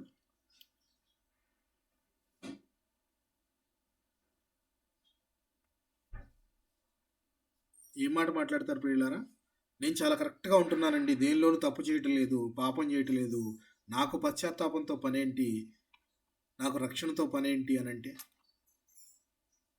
వాళ్ళు అబద్ధం చెప్తున్నారండి. పాపం అనేది మనం ఖచ్చితంగా ఉంటున్నా కానీ మనము మన పాపపు జీవితంలోనే ఉన్నామన్న సంగతి మీకు తెలియటం లేదు. తల్లి గర్భం ముందు నుంచే మనము పాపపు స్థితిలో ఉన్నాము. మానవ జీవితం అంతా కూడా ఒక పాపంతో కూడుకుపోయి ఉన్నది. పాప నివారణ జరగాలంటే పశ్చాత్తాపం ముందుకు మొదటి మెట్టు, రక్షణ అనేది తర్వాత అని మనము చెప్పుకోవాల్సింది. సో పశ్చాత్తాపంలో ఈ అంశాలు ఇమిడి లేవనుకోండి, అది పశ్చాత్తాపం అనే అనిపించదు ప్రియులారా. ఒక రకంగా నిజమైన పశ్చాత్తాపము లేక పశ్చాత్తాపాన్ని ప్రకటించిన ప్రవక్తలు కూడా ఉన్నారు. ఎవరెవరు ప్రకటించారు జ్ఞాపకం ఉందా? ఎవరెవరు ప్రకటించారో జ్ఞాపకం ఉందా ప్రియులారా మీకు? యోనా, ఎస్, వెరీ గుడ్. ఇంకా యెషయా, ఓకే, ఇంకా ఆల్మోస్ట్ చాలా మంది ప్రవక్తలు పశ్చాత్తాపాన్ని ప్రకటించిన వారు ఉన్నారు. పాత నిబంధన ప్రవక్తలు యిర్మీయా, యోవేలు ఉన్నాడు, హోషేయ ఉన్నాడు, దానియేలు ఉన్నాడు, యెషయా గారు ఉన్నారు. యోవేలు గారిని చూద్దాము, ఇద్దరిది చూద్దాము. యోవేలు గ్రంథము 2వ అధ్యాయము 12వ వచనాన్ని గమనిద్దాం.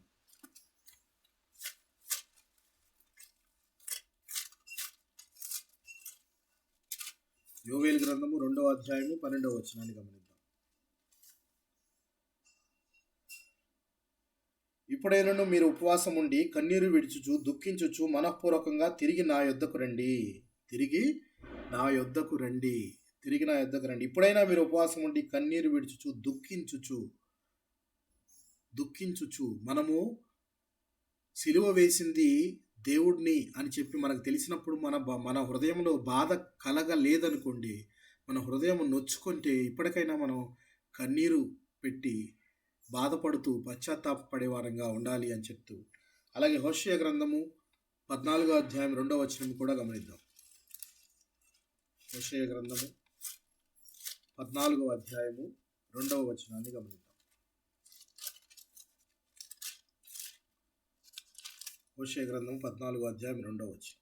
మాటలు సిద్ధపరచుకొని యెహోవా యొద్దకు తిరుగుడి, మీరు ఆయనతో చెప్పవలసినదేమనగా, మా పాపములన్నిటినీ పరిహరింపము, ఎడ్లకు బదులుగా నీకు మా పెదవులను అర్పించుచున్నాము, నీవు అంగీకరింపదగినవి అవే మాకున్నవి. Surrendering yourself completely to God. దేవునికి నువ్వు పూర్తిగా సమర్పించుకోవటమే నిజమైన పశ్చాత్తాపం, నిజమైన సమర్పణ. ఇలా పశ్చాత్తాపాన్ని ప్రకటించిన ప్రవక్తలు యోవేలు గారు, హోషేయ, దానియేలు, యెషయా, మత్తయి, అలాగే బాప్తిస్మం ఇచ్చి యోహాను, యేసుక్రీస్తు వారికి మాట్లాడిన మాటలు కూడా చూద్దాం. మత్తయి సువార్త 4వ అధ్యాయము 17వ వచనాన్ని గమనిద్దాం. మత్తయి సువార్త 4వ అధ్యాయము 17వ వచనాన్ని గమనిద్దాం. ధర్మశాస్త్రములైన ప్రవక్తల వచనములైనను కొట్టివేయ వచ్చితినని తలంచవద్దు, నెరవేర్చుటకే గాని కొట్టివేయుటకు నేను రాలేదు. ఆయన ధర్మశాస్త్రాన్ని గురించి చెప్తూ అందులో ఉన్నదాని ప్రకారం, ప్రవక్తలు చెప్పిన దాని ప్రకారము అవన్నీ జరుగుతాయి, ప్రవక్తలు చెప్పిన ప్రకారం మీరు నడుచుకోండి అని చెప్పి ఆయన చెప్పడం కూడా జరిగింది ప్రియులారా. అయితే యేసుని వెంబడించిన వారు కానీ, బాప్తిస్మం ఇచ్చి యోహాన్ అయితే పరిసయ్యుల గురించి మాట్లాడుతూ సర్పసంతానమా అని చెప్పి ఆయన మాట్లాడిన మాటలు జ్ఞాపకం ఉన్నాయా? ఉందా? మీకు జ్ఞాపకం ఉందా లేదా ప్రియులారా? సర్ప సంతానము రాబో ఉగ్రత నుంచి తప్పించుకుంటకు మీకు బుద్ధి చెప్పిన వాడెవడు. ఎందుకు ఆయన మాట అంటూ ఉన్నాడనంటే, పరిసయ్యులు నిష్ఠగా ఉంటారు. నిష్ఠగా అంటే ధర్మశాస్త్రాన్ని ఖచ్చితంగా పాటిస్తున్నాము అనే భ్రమలో ఉంటూ ఉన్నారు. కానీ నిజమైన మారు మనస్సుకు తగిన ఫలాలు మాత్రం వారిలో కనపట్టలేదు. అందుకే ఆయన అంటున్న మారు మనస్సుకు తగిన ఫలాలు పొందండి. మారు మనస్సు తగిన ఫలాలు అంటే పశ్చాత్తాపడితే, నువ్వు ఆ బాధ నీలో కనపడితే క్రీస్తుని వెంబడించాలి కదా. ఎవరో చెప్తే నీకు భయం చేత వచ్చి నువ్వు బాప్తిజం తీసుకుంటున్నావు. బాప్తిజం ఇచ్చి యోహాను దగ్గర రక్షణ పొందడానికి ఎవరో చెప్పారని చెప్పేసి ఎందుకు ఏదో భయం చేతన వచ్చి నువ్వు రక్షణ పొందుతున్నావు. కానీ నిజమైన పశ్చాత్తాపము, మారు మనసుకు తగిన ఫలాలు నువ్వు ఫలించకపోతే గొడ్డలి ఎక్కడ పెట్టుందని చెప్తున్నాడు ఆయన. గొడ్డలి ఎక్కడ పెట్టుందని చెప్తున్నాడు ప్రియులారా? కొట్టివేయబడుతుంది, తీసివేయబడుతుంది. సో ఆయన మారు మనసుకు తగిన ఫలాలు అంటే అవే. అంటే నిష్ఠాగరిష్ఠులుగా నీతి నియమాలు పాటిస్తూ ఒక మత ఛాందస్సులాగా ఉండటం కూడా నిజమైన పశ్చాత్తాపం కాదు అని వాళ్ళలాగా చెప్తే మేము అక్కడ ఏముందో అది దాని అర్థాన్ని తెలుసుకొని మనం ముందుకెళ్ళాలి. కానీ మారు మనస్సుకు తగిన ఫలాలు అంటే అవే, అంతేగాని అర్థం చేసుకోకుండా అందులో ఏముందో నేను అదే ఫాలో అవుతాను అని కాకుండా దాని అర్థం ఏంటో తెలుసుకోమని ఆయన చెప్తూ ఉన్నాడు. అలాగా అనేక మంది పాత నిబంధన గ్రంథంలో ప్రవక్తలందరూ కూడా పశ్చాత్తాపానికి గురించి మాట్లాడిన వారే. బాప్తిస్మం ఇచ్చి యోహాను గారు కానీ, యేసును వెంబడించిన వారు కానీ, పేతురు కానీ, పౌలు కానీ, వీరందరూ కూడా పౌలు గారు రాసింది ఇది ఒకసారి చదువుకొని ముందుకెళ్దాం. అపోస్తుల కార్యముల గ్రంథము 17వ అధ్యాయము 30వ వచనాన్ని చదువుకుందాం.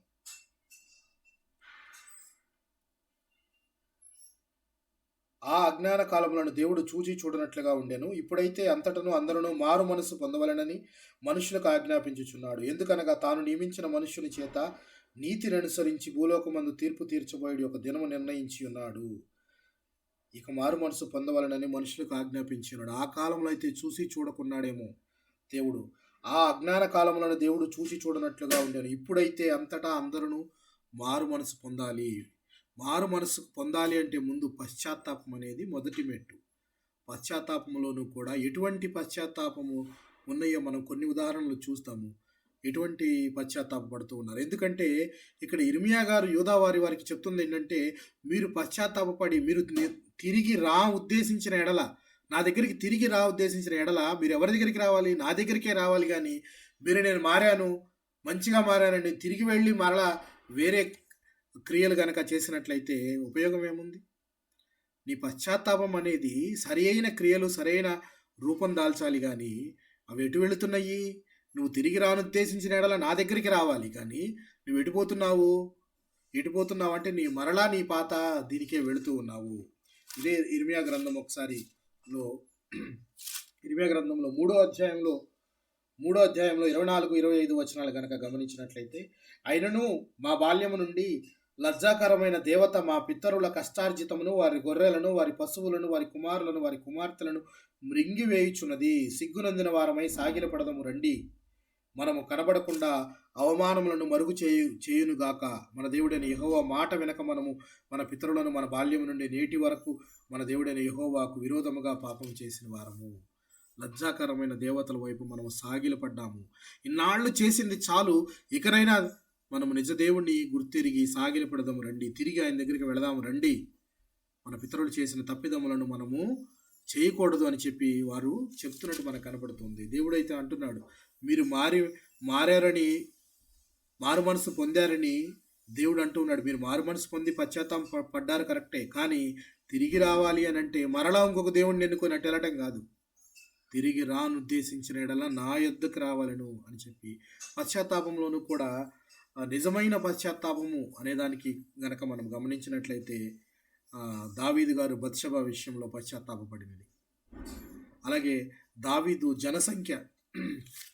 జనసంఖ్యను ఒకసారి లెక్కెట్టమని తన సేనాధిపతికి చెప్తాడు. జ్ఞాపకం ఉందా మీకు? అది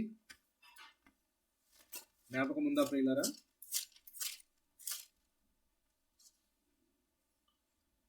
జ్ఞాపకం ఉందా లేదా? ఎందుకంటే 2వ సమూయేలు గ్రంథంలో దావీదు గారు ఒకసారి తన మనసులో తలంచి తన జనసంఖ్యను లెక్కేయాలని ఒక తలంపు పుడుతుంది ఆయనకి. ఒక తలంపు పుడితే జనసంఖ్య ఎంత ఉంది అని లెక్కేయమని యోవాబు అనే తన దగ్గర ఉన్న సేనాధిపతికి చెప్తాడు. వెళ్ళి నువ్వు లెక్కేయమంటే ఆయన అన్నమాట, ఎందుకు ప్రభు, ఎంతమంది ఉన్నా నీ కిందే కదా ఉంది, 12 గోత్రాల వారు నీ కిందే ఉన్నారు, రాజ్యమంతా నువ్వే ఏలుతున్నావు కదా, ఇంకా జనసంఖ్య ఎందుకు, లేకపోతే ఎంతమంది ఉన్నారో ఎందుకు నీకు అని అంటే, లేదు నువ్వు వెళ్ళు, చేయాల్సిందే అని చేయటం ద్వారా దేవుడి ఉగ్రతకు పాత్రుడైన తర్వాత వెంటనే ఆయన విధించే శిక్షను బట్టి దావీదు గారు దేవుణ్ణి కోరుకుంటే అక్కడ దూత ఆగి యెబూసీయుడైన వర్ణాను కళ్ళమ దగ్గర ఆగటం జరుగుతుంది. అక్కడే ఒక బలిపీఠం కడతాడు దావీదు గారు అని చెప్పి మనం మాట్లాడుకున్నాం. జ్ఞాపకం ఉందా మీకు? అదే బలిపీఠం దగ్గర తర్వాత ఇంకొకతను ఇంకోటి కడతాడు. ఏంటది?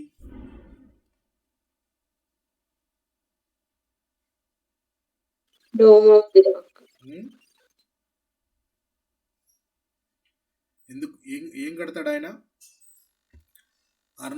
యబూసీయుడైన అర్నాను కళ్ళము దగ్గర ఈయన ఒక బలిపీఠం కడతాడు దావీదు. ఆ కట్టడానికి ముందు ఆయన పశ్చాత్తాపంలో ఉన్న అంశం ఏంటో చూద్దాం. చూడండి, యెహోవాకి ఇలాగ ప్రార్థన చేస్తున్నాడు. దావీదు జనులను 2వ సమూయేలు గ్రంథము 24వ అధ్యాయము 17వ వచనాన్ని కనుక గమనిస్తే, దావీదు జనులను నాశనం చేసిన దూతను కనుగొని యెహోవాను ఇలాగ ప్రార్థించెను, చిత్తగించుము, పాపం చేసిన వాడను నేనే, దుర్మార్గముగా ప్రవర్తించిన వాడను నేనే, గొర్రెల వంటి వీరేమి చేసిరి, నన్నును నా తండ్రి ఇంటి వారిని శిక్షించుము. పాపానికి తగ్గ ప్రాయశ్చిత్తం. ప్రాయశ్చిత్తపడ్డా కానీ చేసిన పాపానికి పర్యవసానము అనుభవించాల్సిన తప్పదు. అది జరిగేదే. కానీ ఈయన ప్రార్థన ఎట్టిదై ఉన్నది అంటే, పాపానికి తగ్గ ప్రాయశ్చిత్తం చేసుకోవడానికి దేవుడి దగ్గర ఒక అవకాశం కోసం అడుగుతున్నాడు. మమ్మల్ని శిక్షించు దేవుడు, పాపం చేసింది నేను కదా, గొర్రెల వంటి వారు వీరేం చేసి ఉన్నారని చెప్పేసి ఒక మాట ఆయన మాట్లాడుతూ ఆ పశ్చాత్తాపంలో ఒక నిజాయితీ కనబడుతుంది. ప్లస్ చేసిన పాపాన్ని పోగొట్టుకోవడానికి దేవుడు వేసే శిక్షకు ఆయన సిద్ధంగా ఉన్నట్టా లేదా ప్రియులారా? సిద్ధంగా ఉన్నట్టేనా? సిద్ధంగా ఉన్నాడు. సో కొన్నిసార్లు పాపం చేసినప్పుడు దాని శిక్షను అనుభవించడానికి కూడా మనం సిద్ధంగా ఉండాలి, అది పోగొట్టుకోవాలి అని అంటే. దేవుడు దానికి శిక్ష విధించి తర్వాత దాని పర్యవసానము మనం గ్రహించడం ద్వారా, దేవునికి ప్రార్థన ద్వారా మనకు ఆయన ఉపశమనాన్ని కలిగిస్తాడు. అలాగా ఆయన పశ్చాత్తాపంలో ఒక నిజాయితీ కనపడింది. అది నిజమైన పశ్చాత్తాపం. అలాగే జక్కయ్య గారి విషయంలో అందరికీ తెలిసింది కాబట్టి అది నేను చెప్పట్లేదు. ఏం చేశాడు ఆయన పశ్చాత్తాపడి? 4 గంటలు చెల్లించాడు. అర్థమేంటి? నాళ్ళు తను చేస్తుంది పాపం అని గ్రహించి దానిని సరిదిద్దుకోవాలన్న ప్రయత్నాన్ని జక్కయ్య చేసినట్టు కనబడుతుంది. అవునా? అంతే. తప్పిపోయిన కుమారుడి విషయము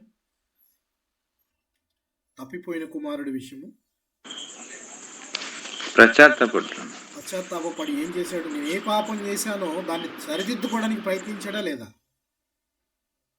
మరలా నేను నా తండ్రి యొద్దకు వెళతాను, అక్కడ నేను పనివాడిగానైనా ఉండి దినములు గడుపుతాను అని చెప్పి తిరిగి నేను చేసిన తప్పిదం ఏంటో తెలుసుకొని తండ్రి యొద్దకు వెళ్ళాలి, దేవుని దగ్గరికి తిరిగి వెళ్ళాలి.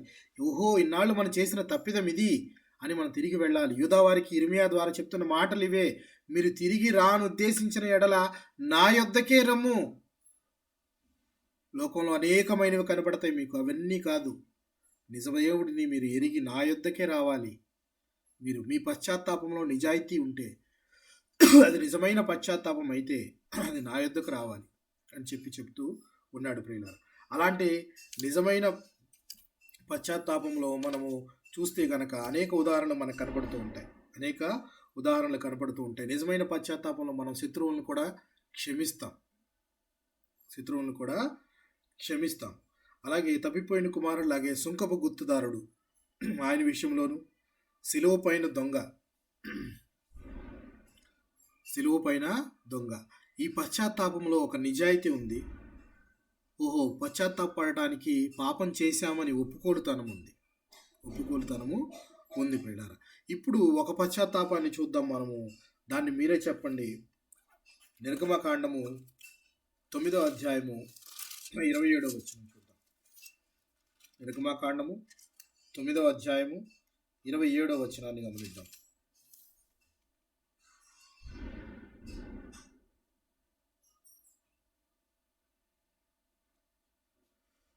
తొమ్మిదో అధ్యాయము 27వ వచనాన్ని గమనిద్దాం. ఇది చూడగా ఫరో మోషే అహరోనును పిలువనంపి, నేను ఈసారి పాపం చేసి ఉన్నాను, యెహోవా న్యాయవంతుడును, నేనును నా జనులను దుర్మార్గులము, ఇంత మట్టుకు చాలును, ఇకను బ్రహ్మాండమైన ఉరుములు వడగండ్లు రాకుండానట్లు యెహోవాను వేడుకొనిడి, మిమ్మును పోనిచ్చేదను, మిమ్మును ఇక నిలుపనని వారితో చెప్పగా. ఎవరెవరితో మాట్లాడుతున్నారు ప్రియులారా? ఇది ఎవరెవరితో మాట్లాడుతున్నారు? కాన్సన్ట్రేటెడ్గా వింటున్నారు. ఫరో మోషే అహరోనును పిలిపించి ఫరో ఏమంటున్నాడు? అక్కడ ఏమంటున్నాడు కనబడుతుంది మనకి? నేను పాపం చేశానంట. ఒప్పుకుంటున్నాడా పాపం చేశానని? దేవుడి పట్ల దేవుడికి వేడుకొనుము, ఇప్పుడు వచ్చిన ఈ ఉపద్రవం ఏదైతే ఉందో ఇప్పటికిది చాలు, ఇక మిమ్మల్ని నేను పోనిస్తాను, అన్న వ్యక్తి మరలా మరి పోనించాడా? వెంటనే వదిలివేశాడా? ఈ మాట అన్న వ్యక్తి పశ్చాత్తాపడ్డాడు కదా, పరిస్థితులను బట్టి పశ్చాత్తాపడ్డాడు, భయపడ్డాడు. భయంతో కూడిన పశ్చాత్తాపం వీళ్ళలో కనబడుతుంది. కనపడని వ్యక్తి వెంటనే వదిలేశాడా వారిని? వదిలేయలేదు, కఠిన హృదయం చేసి. 35వ వచనం చూద్దాం. 35వ వచనాన్ని గమనిద్దాం. 9వ అధ్యాయమే 35వ వచనం గమనిస్తే, యెహోవా మోషే ద్వారా పలికినట్లు ఫరో హృదయం కఠినమాయెను, అతడు ఇశ్రాయేలును పోనీయకపోయెను. ఏది పశ్చాత్తాపము? ఇందాక పశ్చాత్తాపడ్డావు కదా నువ్వు, నేను పాపం చేశానన్నావు, ఇంతటితో చాలు ఇక ఆపేయమన్నావు, దేవుణ్ణి వేడుకోమని చెప్పావు. ఆ పరిస్థితి మారిపోగానే నీ పశ్చాత్తాపం మారిపోయింది. దేనిని కూర్చిన పశ్చాత్తాపం ఇది? దేని వలన వచ్చిన పశ్చాత్తాపం ఇది చెప్పండి? దేని వలన వచ్చింది? దేని వలన వచ్చింది ప్రియులారా? ఈ పశ్చాత్తాపం దేని వలన కలిగింది? పరిస్థితులను బట్టి, భయం వలన, భయం చేత. అమ్మో ఏం జరిగిపోతుందో, పూర్తిగా నాశనం అయిపోతానేమో. పరిస్థితి చక్కబడగానే పశ్చాత్తాపానికి అర్థమే లేదు, నేను పంపేను అంటున్నాడు. 10వ అధ్యాయంలో ఒకటి చూద్దాం, ఒకటి చూసి ముందుకు వెళదాం. 10వ అధ్యాయము 16వ వచనాన్ని గమనిద్దాం. 10వ అధ్యాయము 16వ వచనాన్ని గమనిద్దాం. కాబట్టి ఫరో మోషే అహరోనులను త్వరగా పిలిపించి, నేను మీ దేవుడైన యెహోవా ఎడలను మీ ఎడలను పాపం చేసి తిని, మీరు దయచేసి ఈసారి మాత్రమే నాకు పాపం క్షమించి నా మీద నుండి ఈ చావు మాత్రము తొలగించమని మీ దేవుడైన యెహోవాను వేడుకొనగా. ఎన్నోసారి ప్రియులారా ఇది? ఫరో మోషే అహరోనులను పిలిపించి ఎన్నోసార్లు మాట్లాడుతున్నాడు ఇదిలాగా, పాపం చేశాను నేను అని.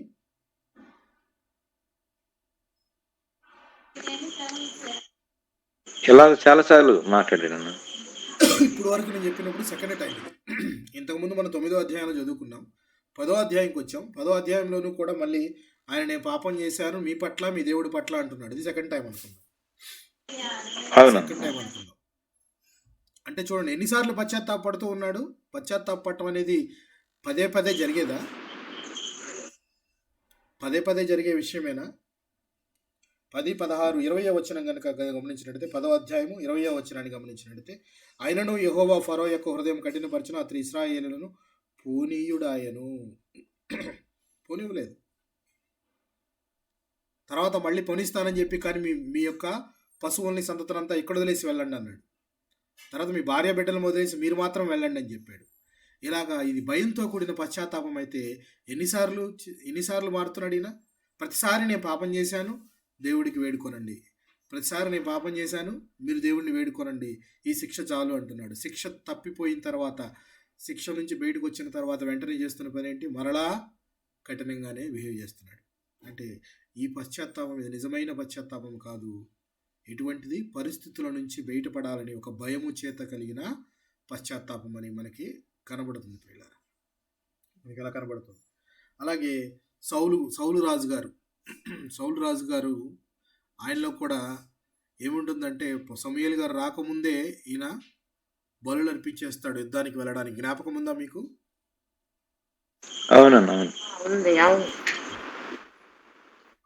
అంటే ఈయన కావాల్సిన అక్కడ పశ్చాత్తాపం ఏంటంటే, నలుగురి చేత గౌరవించబడాలి. జనాలందరూ వెళ్ళిపోతున్నారు. ఎందుకు చేసావు నువ్వు ఈ విషయం అంటే, జనాలందరూ వెళ్ళిపోతున్నారు యుద్ధం చేయడానికి, ఎవరు మిగలట్లేదు కదా, జనాలు వెళ్ళిపోతున్నారని చెప్పి జనాల మెప్పు కోసం ఈయన ఆ కార్యక్రమం చేసినట్టు కనబడుతుంది ఉంది ప్రియులారా. అలాగే గారడివాడైన సీమోను ఏం చేశాడు జ్ఞాపకం ఉందా? గారడివాడైన సీమోను మనం అపోస్తుల కార్యముల గ్రంథం చెప్పేటప్పుడు చెప్పుకున్నాం. జ్ఞాపకం ఉందా మీకు? లేదా? చిన్న చిన్న కథలుగా కూడా జనరల్గా ఇంట్లో చెప్పుకుంటూ ఉంటాం. తీసుకొని అపోస్తుల కార్యముల గ్రంథము 8వ అధ్యాయము గారడివాడైన సీమోను చేసిన పని ఏంటో ఒకసారి జ్ఞాపకం చేసుకుందాము. అపోస్తుల చేతులుంచడం వల్ల పరిశుద్ధాత్మ అనుగ్రహించిన ఆయన గారడివాడు అపోస్తుల్లో వచ్చేసేసి పరిశుద్ధాత్మను ఇవ్వటం చూసి ఆయన దగ్గర ఉన్న డబ్బుతో కొనుక్కోవచ్చేమో ఈ పరిశుద్ధాత్మను. పరిశుద్ధాత్మ ఎలా వస్తుంది అనుకున్నాం మనం? ఎలా వస్తుంది అనుకున్నాం ప్రియులారా? పశ్చాత్తాపపడాలా? మారు మనస్సు నిమిత్తమైన పశ్చాత్తాపం మారు మనసు, పశ్చాత్తాపం, పొందాలి. బాప్తిసం. అది పొందకుండా బాప్తిసం. డబ్బులిచ్చి కొనుక్కుందాము అనంటే ఈయన దేని గురించి ఏదో ఆశించి పశ్చాత్తాపడాలనుకుంటున్నాడు.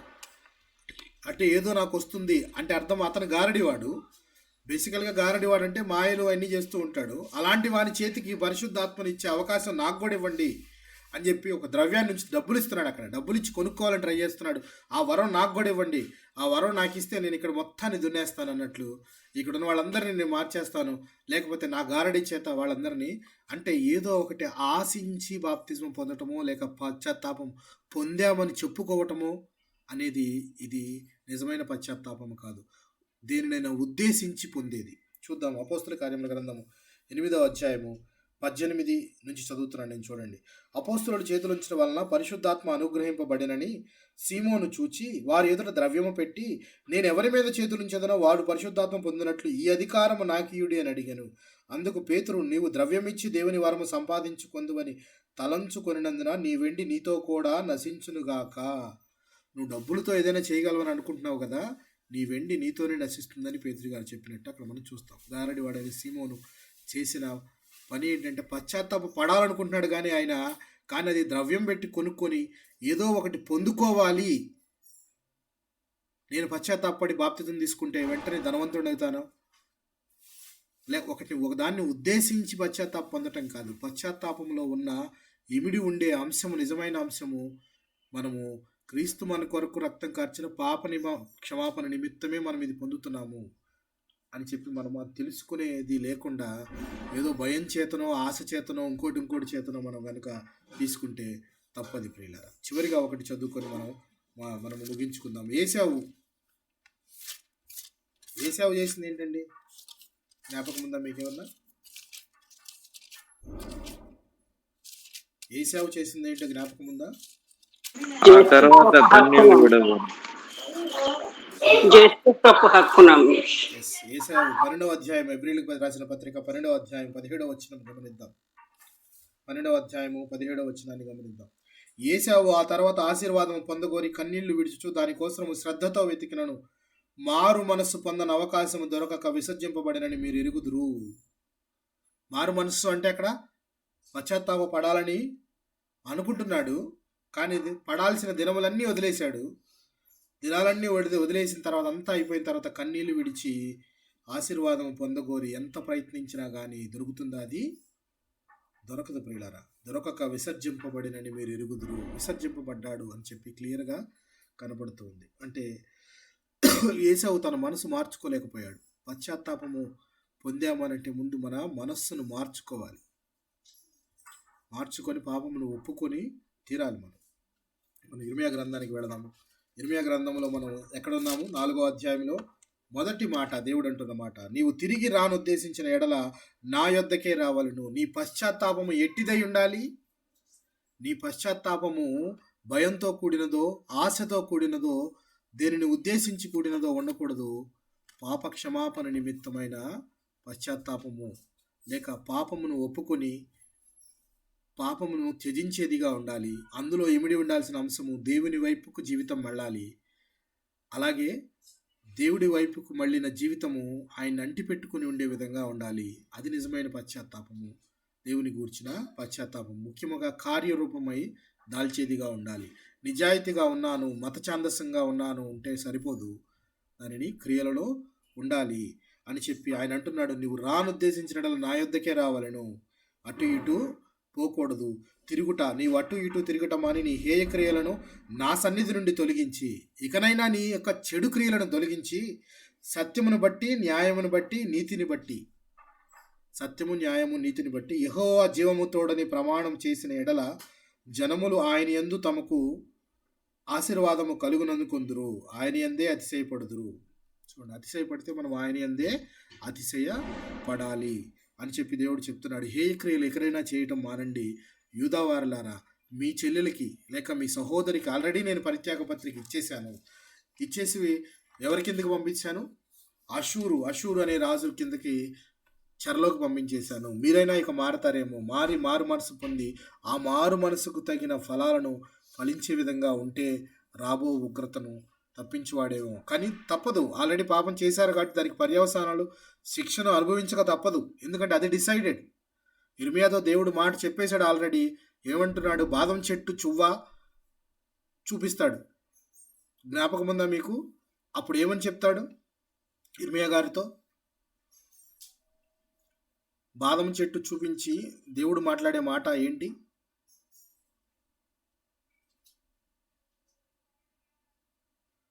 జ్ఞాపకం ఉందా లేదా? లేదు బ్రదర్, బాదం చెట్టు ఉపమానం ఉంది కానీ బాదం చెట్టు చూపిస్తాడు ఇర్మియా గారికి. చూపిస్తూ దేవుడు చెప్పిన మాట ఏంటో మీకు జ్ఞాపకం లేదా? చూడండి, ఆ ఇర్మియా గ్రంథం మొదటి అధ్యాయము 11-12 వచనాలను గమనిద్దాం. మరియు యెహోవా వాక్కు నాకు ప్రత్యక్షమై, ఇర్మియా నీకేమి కనబడుచున్నదని సెలవిచ్చును. అందుకు బాదము చెట్టు చువ్వ కనబడుచున్నది నేను అనగా, యెహోవా నువ్వు బాగుగా కనిపెట్టితివి, నేను చెప్పిన వాక్యమును నెరవేర్చుటకు నేను ఆతురపడుచున్నానని చెప్పాను. రెండవ మారు యెహోవా వాక్కు ప్రత్యక్షమై, నీకేమి కనబడుచున్నదంటే మసులుచున్న బాణ అని చెప్పాను. బాదము చెట్టు అని చెప్పగానే, నేను బాదము చెట్టు చువ్వ అని చెప్పగానే అప్పుడు చెప్పాను నేను మీకు. బాదం చెట్టు అనేది సీజన్లో మొదటగా వస్తుంది అని చెప్పేసి, అంటే త్వరపడుతూ అంటే ఆతురపడుతున్నాడు. దేవుడు తాను శిక్షించాలి లేక తాను ఉద్దేశించిన శిక్షను వీరి మీద వెయ్యాలి అనడానికి త్వరపడుతున్నాడు అని చెప్పడానికి బాదం చెట్టు చువ్వ చూపిస్తాడు దేవుడు. ఆతురపడుతున్నాను నేను, కరెక్ట్గా కనిపెట్టావు నువ్వు, నేను వెయ్యాలనుకున్న శిక్షను వీరి మీద వేయడానికి ఆతురపడుతున్నాను అని చెప్తాడు. దాని తోడు వెంటనే మసులుచున్న బాణ కూడా చూపిస్తాడు. అది కూడా మీకు చెప్పాను ఇర్మియా గ్రంథం మొదటి అధ్యాయంలోని. ఈ మసులుచున్న బాణ ఉత్తర దిక్కుకు తిరిగి ఉంది అని చెప్పాను. సో బాణ ఉత్తర దిక్కు తిరిగి ఉండటం అంటే రాబోయే బబులోను దాడిని గురించి దేవుడు చెప్తున్నాడు. ఉత్తర దిక్కు నుండి ఒక రాజు వస్తాడు, ఆయన వీరిని తుత్తునీయులుగా చేస్తాడు అని చెప్పే మాటలను ఆయన వీటిని కనబరిచి మాట్లాడతాడు. వాటిని చూపించి దేవుడు మాట్లాడినట్టు మనము తెలుసుకోవచ్చు పిల్లలు. సో శిక్ష అనేది తప్పదు, చేసిన పాపానికి శిక్ష తప్పదు. కానీ దానిని పోగొట్టుకొనుటకు దేవుని యొద్దకు చేరాలి, దేవుని మార్గంలోనే నడవాలి, మనము ఆయన అంటిపెట్టుకొని ఉండాలి అని చెప్పి మనకి లేఖనాలు చెప్తున్నాయి. ఇంకా నువ్వు తప్పిపోయి ఉంటే మరలా నేను రావాలి అనుకుంటే, రానుద్దేశించిన ఎడల ఎవరి వద్దకు రావాలి? క్రీస్తు వద్దకే రావాలి. కానీ మరలా అటు ఇటు కాళ్ళు వేసే విధంగా ఉండకూడదు అని చెప్పి దేవుడు మనతో చెప్తున్నాడు ప్రియులారా. దేవుడి కొద్ది మాటలను మన వెనికిడిలో దీవించి ఆశీర్వదించును గాక. ఆమేన్. కూడి వచ్చిన మీ అందరికీ నా హృదయపూర్వక వందనాలు తెలియజేసుకుంటున్నాను. ప్రేరేపించబడిన వారు ఎవరైనా ఒక చిన్న ప్రార్థన చేయగా ముగించుకుందాం ప్రియులారా.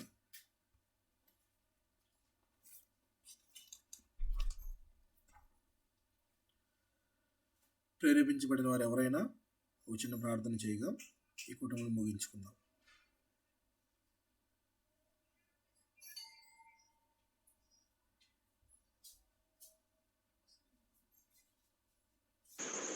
పరిశుద్ధుడైన తండ్రి, ప్రేమ నమ్మకం కలిగిన మా ప్రియ ప్రభువా, వ్యాపారమైన మీ ప్రేమను బట్టి